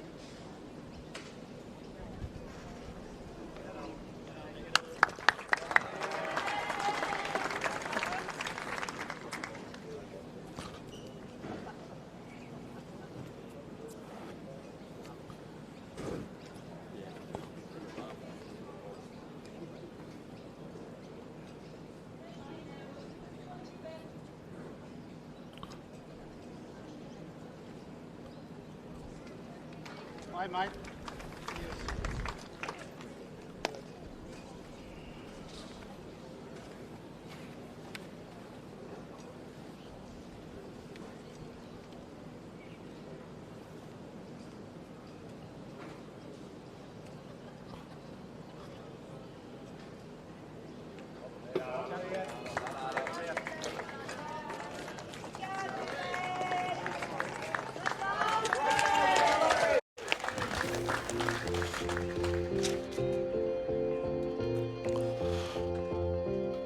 We're overlooking Club Helensvale, northern end of the Gold Coast, which of course is hosting the first World Bowls Championship in 7 years. COVID ruining it for quite a while. Christchurch, the last one in 2016. We've been joined by Clive Adams in commentary with me today, and Barry Lester, one of Australia's very finest, over 250 appearances for his country, and he's doing a sterling job out amongst all the fans here today. Yeah, I'm absolutely loving it, Pat, and I'm with Cody Felberg onto my left and Jake Felberg to my right. Cody Felberg, you're part of this winning world title today, VIP Para Mixed Pairs title with Rob and Jackie Hudson. But first, Cody, I just want to start on your involvement. Grant, Jake's dad, up until about 12 months ago, was looking after Jake, and unfortunately there was a bit of illness in the family. Tell us a bit about that, and how's it been to be able to stand next to your brother today and see him win a world title? Oh, I mean, it was tough watching Dad go out. I know him and Jake have been working so well together, and it's big shoes to fill. That's the hardest part. They've done so well together. Like the Commonwealth Games gold they won. Like that's massive. And we've come out together. The first event we did together was actually the IBD World Championships, and we actually got 2 gold medals in that. So that was a very good start. I mean, it's not very hard to direct Jake, man. He gets putting the bowls into place and doing so well. I mean, can't really argue with that. And when things get tough, you know, there's a lot of emotion involved, you know, the highs and lows of sport. How good is it to know that you're there for your brother, you know, your blood, and you can ride that emotion with him and just be there, that brother looking over his shoulder? Oh, definitely. I mean, it was full on there in that last end when we finally knew we'd done enough. You just get this absolute rush of emotion. Yeah, well, there you go. Up by 2 in the end. Jake, mate, a world title here in Queensland. Where you're from, your old neighbourhood, before moving away up north. But how you feeling, mate, after that big title? Oh, it's pretty awesome. Like, just to be able to do it back representing Australia is, awesome feeling. And what about the actual game itself? You spoke earlier about you picked up a 4 and you thought maybe that's enough to get you to run away with the title. How did you feel after you picked that 4 up? We sort of kicked away to about a 7-shot lead, and it looked like we were going to hold on to that and look pretty comfortable. And they fought right back and got right back, and they got in front of us. So it was pretty tough for a few ends there, but we managed to get the job done and hold on. And I know the Australian women were playing a couple of rinks over, trying to win a gold medal as well and a world title for their country. But there's a big contingent of Australian supporters here. How good was knowing that they were cheering you on all the way? Oh, the support was great from. Even from the women while they were playing, you hearing them yelling out, "Great bowl, Jake! Great bowl, Jackie!" Like it was great to have their support while we're playing as well. And let's talk about Jackie and Rob. New friendships over the years, getting to know them well on and off the green. How important is it to create those friendships and try and get it done come game day for a world title? We've got along great with Jackie and Rob, and it's really important that we get along and on and off the green, because we spend a lot of time together as a Jackaroos family, and we've got along great with them, and it's going to be a long friendship to come. Well, there we go. Jake and Cody Felberg, world champions in the VIP mixed pairs with Jack and Rob Hudson. Yeah, and a great friend of mine, Lutzy, has sent through a little text saying Jackie Hudson's son is Steve Labert, Olympian and former Brisbane striker at Socceroos. So a talented family. And a friendship that's going to last for a long time, as Jake said. Well, if you're world champions together, I would think so. Yeah. I think they'll be together tonight, won't they? They'll have a little celebratory. Now, right here, though, this is huge because Ireland are going to pick up another 2 here. Ooh. Just waiting for, 2 is confirmed. So Ireland now lead at 15 shots to 9 with just 4 ends to play. And we're really now at the point where Australia's going to need to win all 4 of those ends if they are going to be world champions. So it's getting tougher for the Aussies.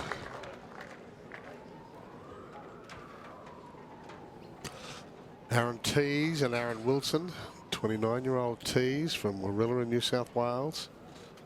Aaron Wilson, Cabramatta, prolific winner all over the world. Yeah, it's interesting with the way this game's gone now, because it's now 8 ends to 6 in favour of Ireland, but now that 5 is playing that role, that key role in the buffer. Despite Australia grabbing a 3 on the very next end to dilute the impact. Adam with an impressive first bowl again. He's been very, very good in this match. And when you're playing with Gary Kelly, Adam's role is just bowls in the head, bowls in the head, bowls in the head. I mean, it's no different for Aaron Teys. Yeah. They're just looking to give their skippers something to work with, something that allows them to shine. And you saw it while we were talking to our gold medal winners there. Gary Kelly played the great shot with just that one lone Australian bowl sitting there. No.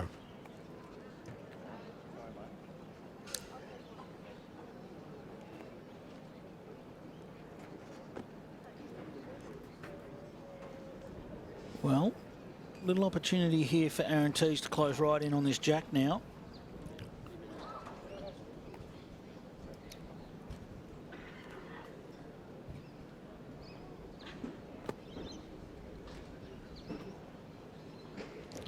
Yeah, if Australia were to drop this end, that's going to leave Ireland with a 7 or 8 shot buffer. 3 ends to play. It's going to put Ireland in pole position, that's for sure. In fact, they're already there in pole position. Aaron Teys with a nice second bowl.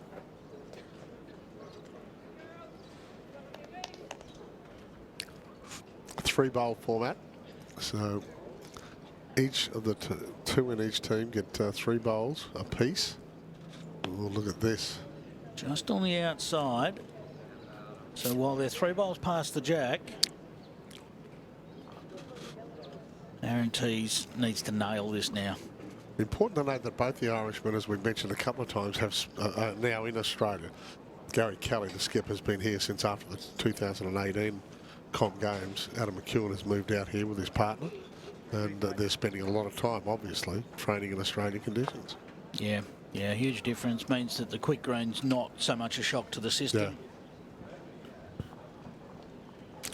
I would imagine these conditions and the way we've seen it today, I mean, almost the perfect storm for the international visitors is that, you know, with the breeze up coming in from the sea and the hot conditions made it really quick, even though the English adapted beautifully, didn't they, in the women's?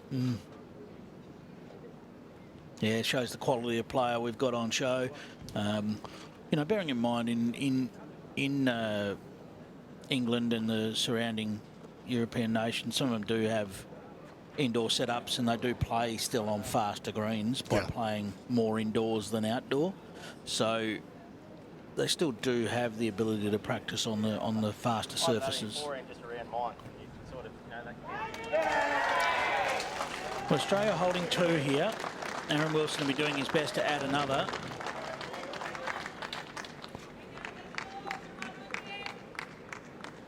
I'm with you 100%. You pick it. Again, nice positive comments, Aaron Teys. I'm with you 100%, whatever you choose to do. And when you're backing someone 100%, Aaron Wilson's a decent one to do it with. A lot of green and gold in the crowd. They're craving something to cheer.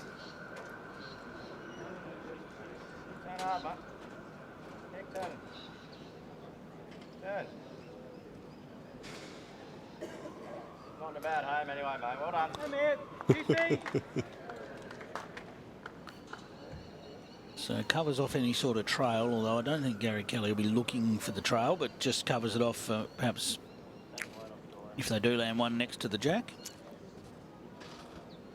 Barry, you're still out and about. Are you a little bit worried at this stage?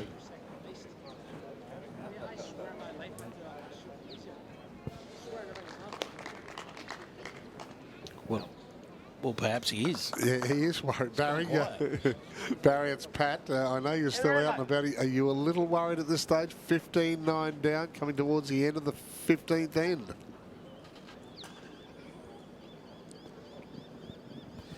Yeah, we're joined with Brett Wilkie down here, and Brett Wilkie, you were with Aaron Wilson 7 years ago over in Christchurch on that back green at Burnside, winning the World Outdoor Pairs 7 years later. How are you feeling about what you're seeing out there right now?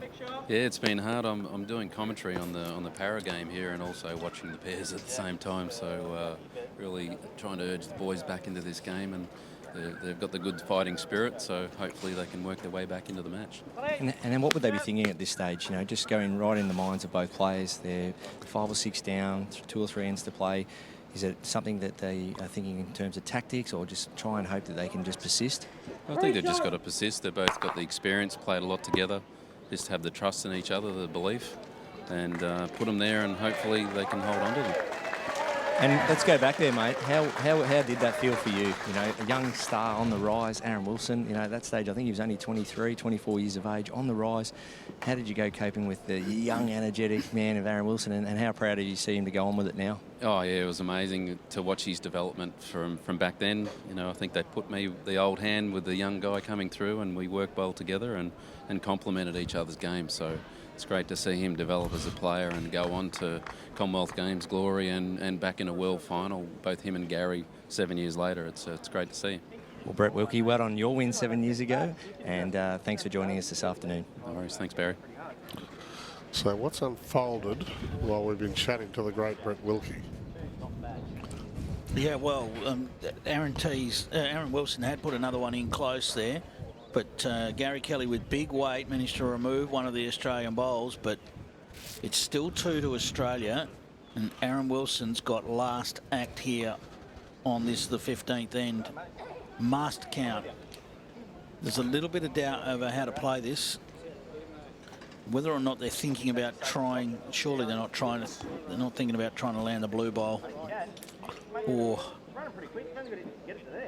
they are talking about it.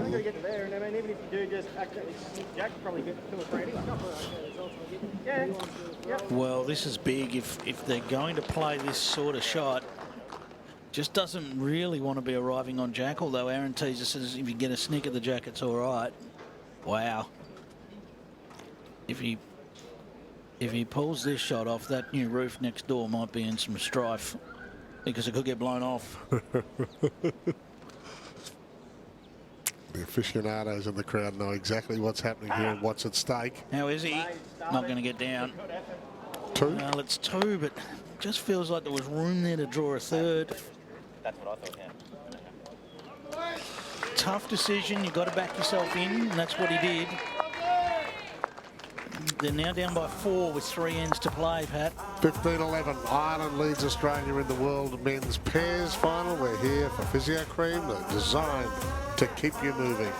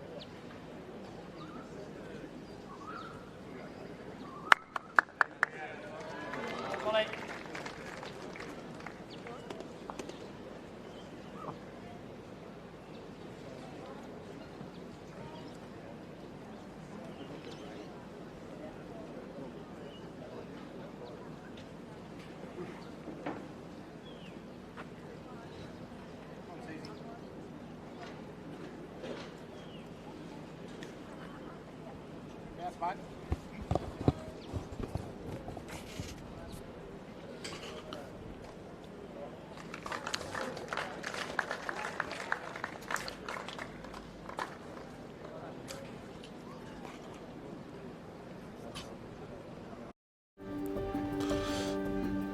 on day one of the finals of the World Bowls Championship on the Gold Coast. We're at Club Helensvale. It's on the northern tip of the tourist strip. And that's our bird's eye view from the drone, looking down on the Australians desperately trying to keep this pairs final alive. Ireland have had the whip hand, apart from the opening couple of ends, have been in control pretty much all the way through. They're leading 15-11. We're on the 16th end. They go to the end of 18, and that will decide it. So it's time ticking for the Aussies. Yeah, and Aaron Teys just finding himself short of weight there.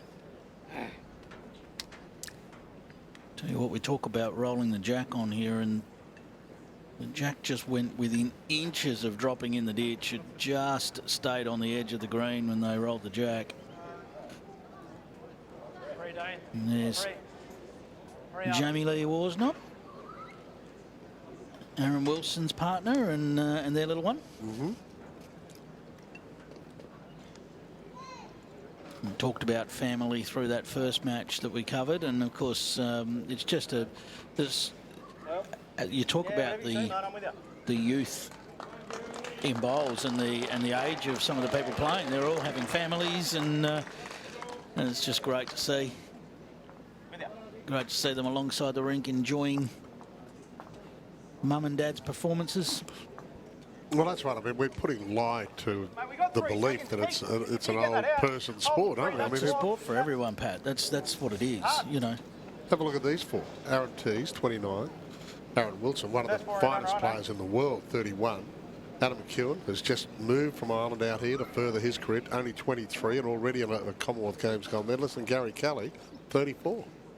34 years old, and he's the oldest on the rink. Yeah. Playing for a world title. Wait here from Aaron Wilson. Missed the lock. Your time, big ball. No contact.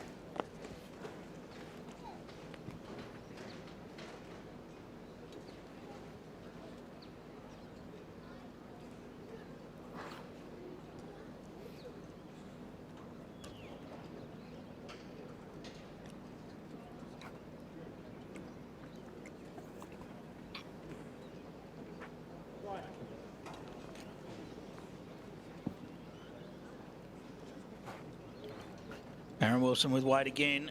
Give. Same result, Calling for I it think. to give. It's almost identical. That wasn't a replay, although it looked like it.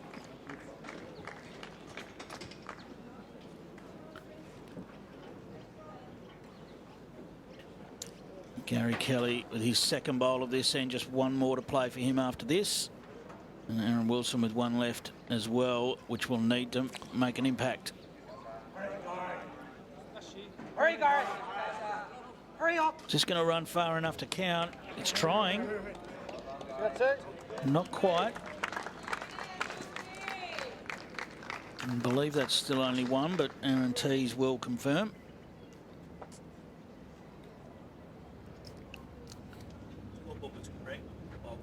Only the one now, mate. That's second.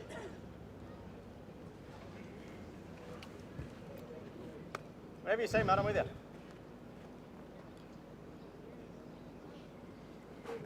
So it's Wade again. Just three shots he's had at this. Has he got it this time? No. Good effort, buddy. Yeah. Anything at all.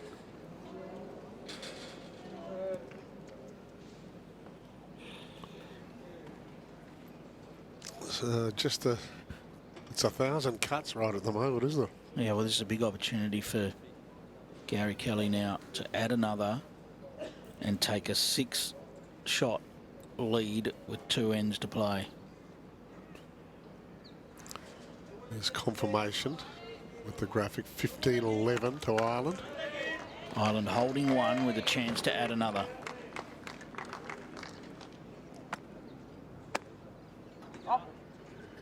He's played it pretty well. He's played it very well. This is a great shot from Gary Kelly. Look at that. It'll be 2 more to Ireland. 17-11 with only 2 ends to play. The Australians right under the pump here. I tell you, there was an indication of just how quick it was, probably 5 metres out. I didn't think that was going to make the jack at all, but it did, and it just nestled in so close. Under the pump, the Aussies. There's no doubt about that now. Well, the maths is pretty simple. They need 3 and end, so they'll go looking for 3 shots here.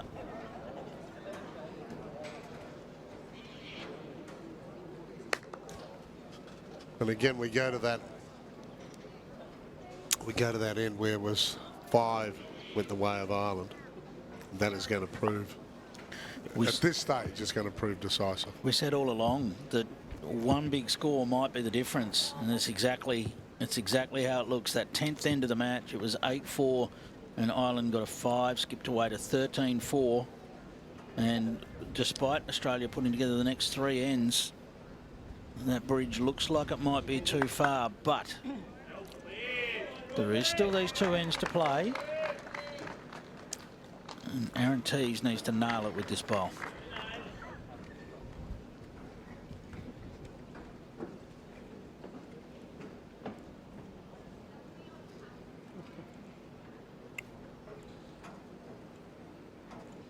Well, he too has just passed,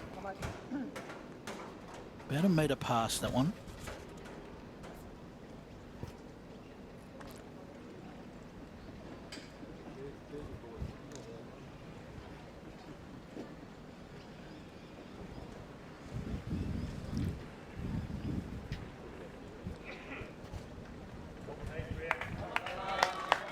And a great correction from Adam McKeown. He's been outstanding in this match.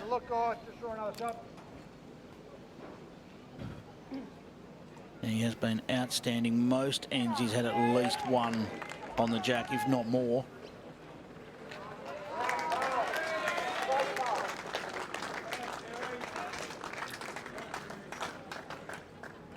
Beautiful speed, Teysy.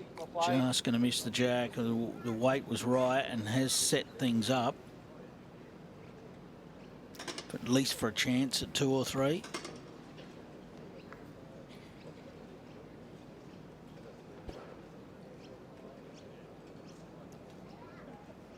We've got Barry down there alongside the rink. We might see if we can get just a few comments from him about Adam's game. Barry, he's been so consistent in that lead spot, frequently had bowls around the jack, just doing his job.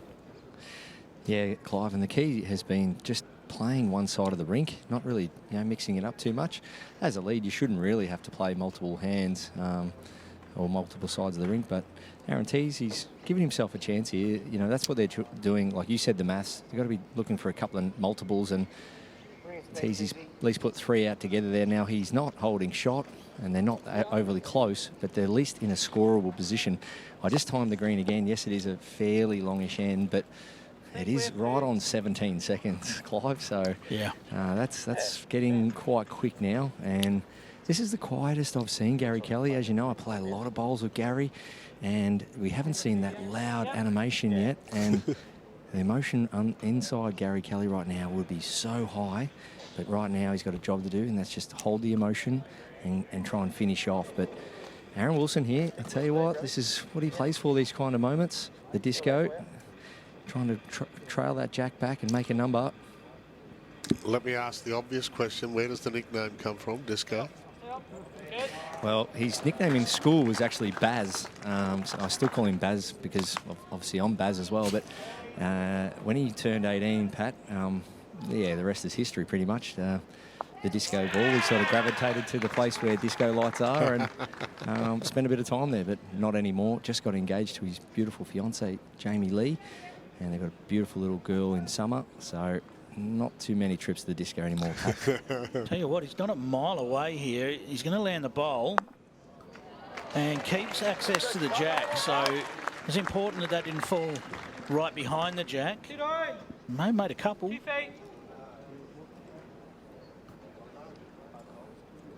Thanks, Chip.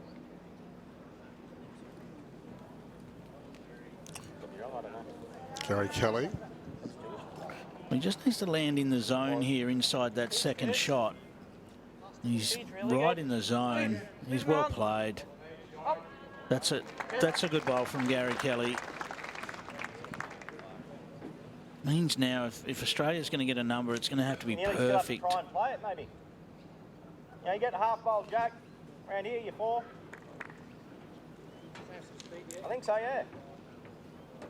Well, it's an opportunity that the Australians have to try and take. He's looking for jack movement. Interesting to see how much weight he actually plays.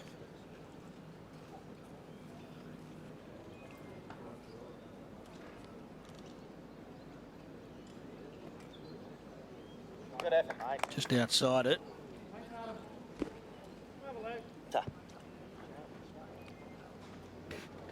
Probably about the right weight to get that. He was sort of looking for the split between the shot bowl and the jack to get it right out to the side for 3 or 4.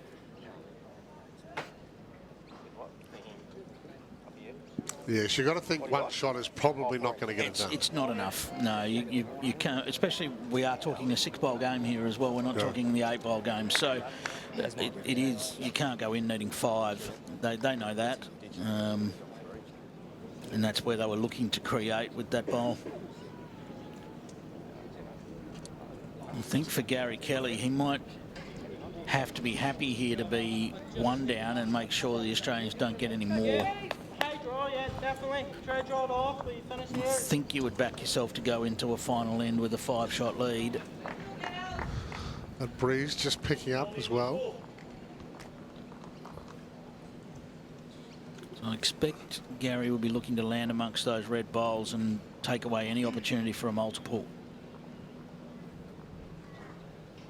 It's not the Gary Kelly style. The Gary Kelly style is attacking, but right now he needs to defend. Well, he's close to the jack. Well, he's snicked the jack. What he's potentially done is offered a little bit more of the jack to Aaron Wilson to get at. Hasn't made a lot of difference, but The worst thing is you go too quick, you flip chip ours out. I mean, it's game over anyway, you might as well try it. You pick your speed, mate. Whatever you like. well, we don't need to commentate because Aaron Teys has said it all. Yes. If he accidentally chips out their own, it's game over. Yeah. If you like it, mate. Give it a chance. 100%. But as he said, they're clearly in the mindset that 1's not enough, and that's the fact. So that's why it is an all or nothing type shot here to try and get that jack sideways.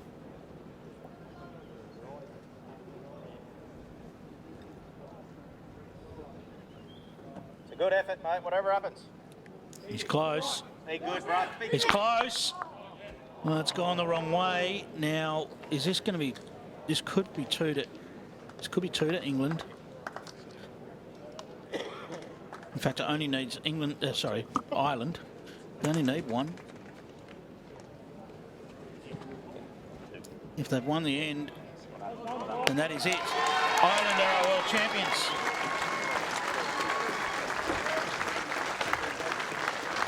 Slightly anticlimactic. Gary Kelly and Adam McKeown. What a performance. You see the emotion now come out. What a performance. A long embrace. And it's decisive in the end. A 5-shot end. Real Proved to be the satisfaction. clincher for them, didn't it? Real satisfaction about Gary Kelly right there. As the Australians are cheered off by an appreciative crowd. But Gary Kelly and Adam McKeown are our champions. Ireland take the gold medal. Yeah, as Barry told us, that they both gambled. They've come to Australia to further their craft, and now they're world champions. Barry's down there with them. He knows them both well. He's competed against them both, and they will be overjoyed, I would imagine.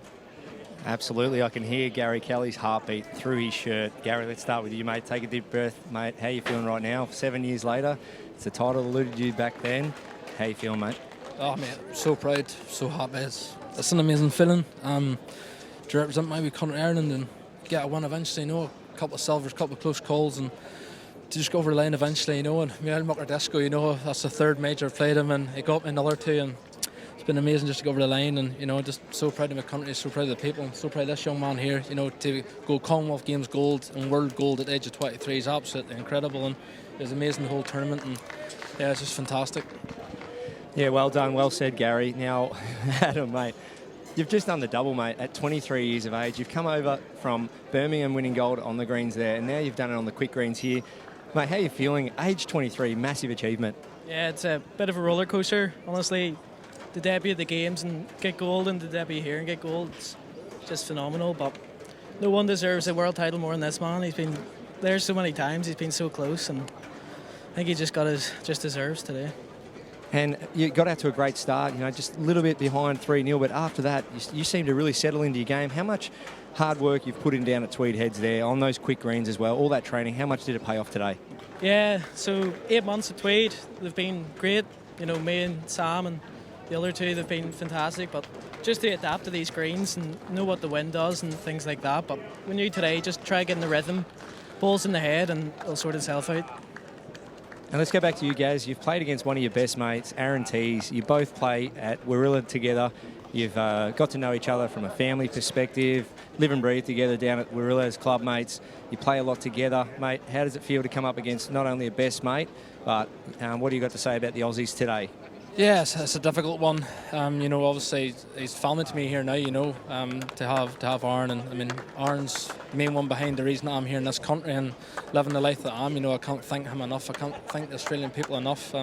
They've been incredible, and they've open arms welcomed me to this country, and yeah, I just can't speak highly enough of Aaron and the whole country and the nation and the people. So just thank you. And on that, there's something special happening in your life over here in 3 weeks' time. Do you want to touch on that, and how does that make you feel thinking about that presentation coming up? Yeah, obviously I'm extremely proud of my roots and where I'm from, and always been an Irishman and all that. But yeah, I do have my citizenship pledge to make on the 20th of September, so I will be an Australian citizen on the 20th. So I'm going to be very proud of that. It's one of the things for me. It's to say thanks to the people and to the country, and they've provided a lifestyle and a life for me that was only a dream. So yeah, I just can't thank them enough. So it's my way of saying thanks. And Adam, just in finishing, I went and saw Chloe up in the crowd before, and mate, we're not talking weddings or anything just yet, but just a little insight to know that if it's going to happen down the track, mate, it's on you. But what's it like to have not only her, your girlfriend here, cheering from the crowd, but the big Irish contingent? Yeah, the support's just been great. You know, we've been down here a few times, and they provide the backup for us to play the way we do. You know, if it wasn't for them and the work they put in, we just wouldn't. And Chloe's been great. You know, she's probably a nervous wreck, but yeah, just a nice one to celebrate now. Well, congratulations. Massive win up against the Aussies. And for you guys, bit of redemption from 7 years ago. Huge congratulations. World 2023 Outdoor Men's Pairs Champions. Congrats. Barry's down there causing trouble, isn't he? Oh, he's just released the pin from the hand grenade and tossed it in amongst our gold medalists. What a fantastic performance. Look, the two of them can take a bow. You know, they've played two of the best Australia's got to offer, the world's got to offer, and they've beaten them without having to play the last end. You know, just a magnificent performance. Adam played his role to perfection. Gary Kelly delivered when he needed to. He played the big shots, especially down the stretch there. And who would have thought that right at the start we said it might come down to one big score? It's exactly what it did. It was too. You had a little raised eyebrow when he mentioned that he's about to become an Australian citizen. Yeah, well, it's you know, we see a lot of the players that have made the move over to Australia. They love the conditions, and yeah, I wonder what that means moving forward in terms of representation and things like that. That was the very first question that jumped into my head as well. Yeah, look, as Chloe. He's proven himself over and over as Gary Kelly. He's one of the best going around. There's no doubt about it. And to look at the bloke, you don't necessarily see the emotional side of Gary Kelly, but it does come out when he wins. He does come out when he wins things, and there'll be a tear in the eye, no doubt, and deservedly so. What a remarkable achievement. Yeah, you can see that he was close to tears with that first question from Barry there. And it's wonderful. I mean, he's made a lot of sacrifices in his life. He played for Ireland, obviously, here in 2018. and decided to move out to Australia. And the big awe as these two embrace, that's nice. But yeah, look, commiserations to our two Aarons, our two Australian boys. They played a fantastic tournament. They're fantastic players, and they'll take home a silver medal, and I'm sure they'll be proud of their achievements, even though it wasn't what they turned up looking for today. Barry is amongst an ecstatic Irish contingent. Yeah, it's a sea of green down here. Is it Pat and Clive? 2004 world champion himself, Neil Booth, now leading this contingent over here, the head coach of Team Ireland. Neil, how are you feeling, mate, after that? Yeah, it was I mean, it was just an unbelievable final. So proud of the boys. They've both been down here for the last lot of, well, Guy's been down for a number of years now, and Adam's been down this last so many months, and it's really paid off. They were fantastic from start of the tournament to the finish, so absolutely delighted. And what do you really put it down to? I know you said you've been out to a lot, but was it just being able to back themselves on that fast green here today? Yeah, but we've built up a really good team spirit within Team Ireland, you know, and we do everything together, win together, lose together, and we put the hard yards in, and it has paid off. Yes, they're just absolutely delighted. Stuck for words, actually. And there's something else you forgot they're going to do together, something the Irish are really well renowned for, and that is celebrate together. we might have a. I think I'll waive the rule of drinking team uniforms for this afternoon. We'll maybe have a few. Well, congratulations. I know how much work you've put into it. And we spoke to Tommy before about, you know, the Irish Sports Federation getting right behind you and supporting it. That must mean so much. Oh, it's absolutely vital. Without them, we couldn't do what we're doing at the minute. You know, the funding from National Lottery, the Sports Institute back home. We're trying to become more professional up until this afternoon when we're going to drink beer. But we've really put the hard work in, and with all the backing we've got, hopefully it can continue for a long time to come. Congratulations, a much-deserved win. Cheers. Thank you very much, Barry. Lots of emotion there from Neil, guys. You know what? I would be very disappointed if we heard anything else from an Irish team. Well, all I can say is look out on the town of the Gold Coast tonight, because you've got the English and the Irish out there celebrating after two massive wins today, and what we've seen, two fantastic matches, and just some thoroughly deserved winners. So, as we've mentioned, that there's 11 gold medals on offer this year at the Worlds, because the para bowlers have joined us as well. And there was success for Australia, for Jake Valberg and Jackie Hudson earlier in the day, as the women's fours were competing for gold. England taking that with a wonderful story with Amy Farrow. 19 years after winning her first gold medal in that event, she picked up a gold medal today at Australia's expense. Christina Christic, Dawn Heyman, Lindsay Clark and the great Kelsey Cottrell relegated to a silver medal today, but they played magnificently just to reach there. They survived a real nail-biting semi-final to get through. But England taking gold in the women's fours, and then of course Ireland in the pairs, the men's pairs. I think there's a satisfaction in Gary Kelly there. He was saying that, you know, he's played Aaron Wilson a couple of times. We heard in the interview there, and Aaron Wilson's got past him a couple of times. So, you know, that'll be a big step for Gary Kelly and his confidence at this sort of level to say, yes, I can get the job done against the very best. And, you know, Aaron Wilson, if you're measuring against the very best, you're talking about a back-to-back Commonwealth Games gold medalist in singles. It doesn't get much better than that. Yep, hey, we'll get to a break. It's been an exciting day. We've been here for a long time. We've been on here for about 6.5 hours, but it's been fun. It has. We've seen an Australian gold, we've seen 2 Australian silvers, but we've seen wonderful gold medals to England and Ireland today, and they well and truly deserved it.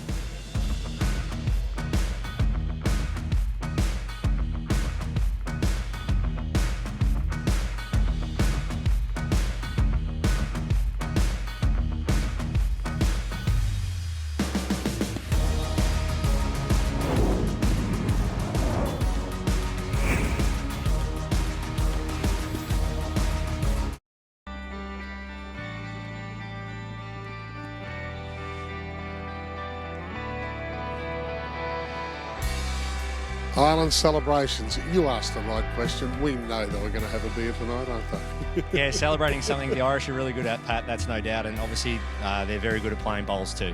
So there's obviously a team rule. You're not to be drinking in team uniform. Perhaps that's about to be broken. Yeah, pretty collective rule with most countries. You know, you're not to be drinking in uniform, but they'll make sure they get a nice quiet spot tonight and make sure they go away and reflect on a great performance today. I don't think you're going to surprise us too much with the drink-wise moment of the match, because there was a couple of decisive points there. Yeah, absolutely. Anytime you drop a multiple, as you see Aaron Wilson here, just flicking the jack right out to the peg. They did measure it, just stayed inside. Aaron Wilson a little bit upset with that result. And Gary Kelly managed to draw 3 that counted, and they picked up a 5, and from there they really didn't look back, the Irish pair. As much as the Aussies came back hard, but when you're dropping big numbers in a low dominant game like only 6 bowls per game, it's hard to come back from. The Irish pairs are living out here. It seems to me that we're helping world bowls a lot. It can seem that way, but all in all, Bowls Australia is the place to play. Come out here, beautiful conditions, great greens, and if you can get out here and do your training like Ireland proved, they've been out here a number of times, it does pay off. Now please welcome back onto Club Helensvale the 2023 World Bowls Championships men's pairs, bronze, silver and gold medalists.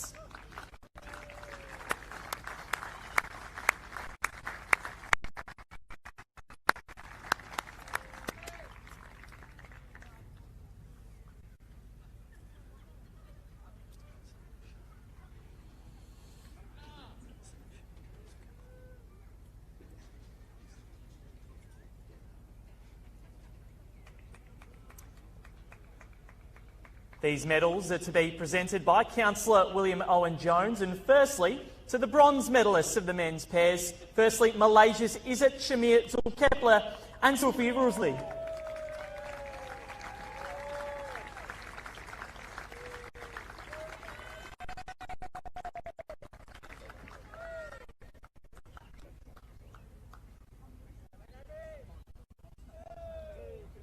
To Canada's John and Ryan Bester.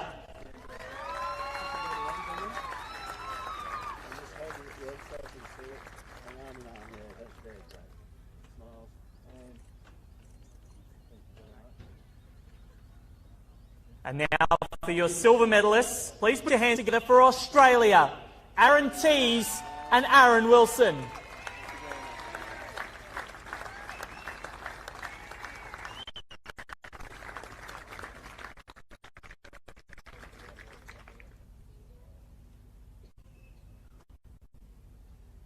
And now for the gold medalists. Please put your hands together for Ireland, Adam McKeown and Gary Kelly.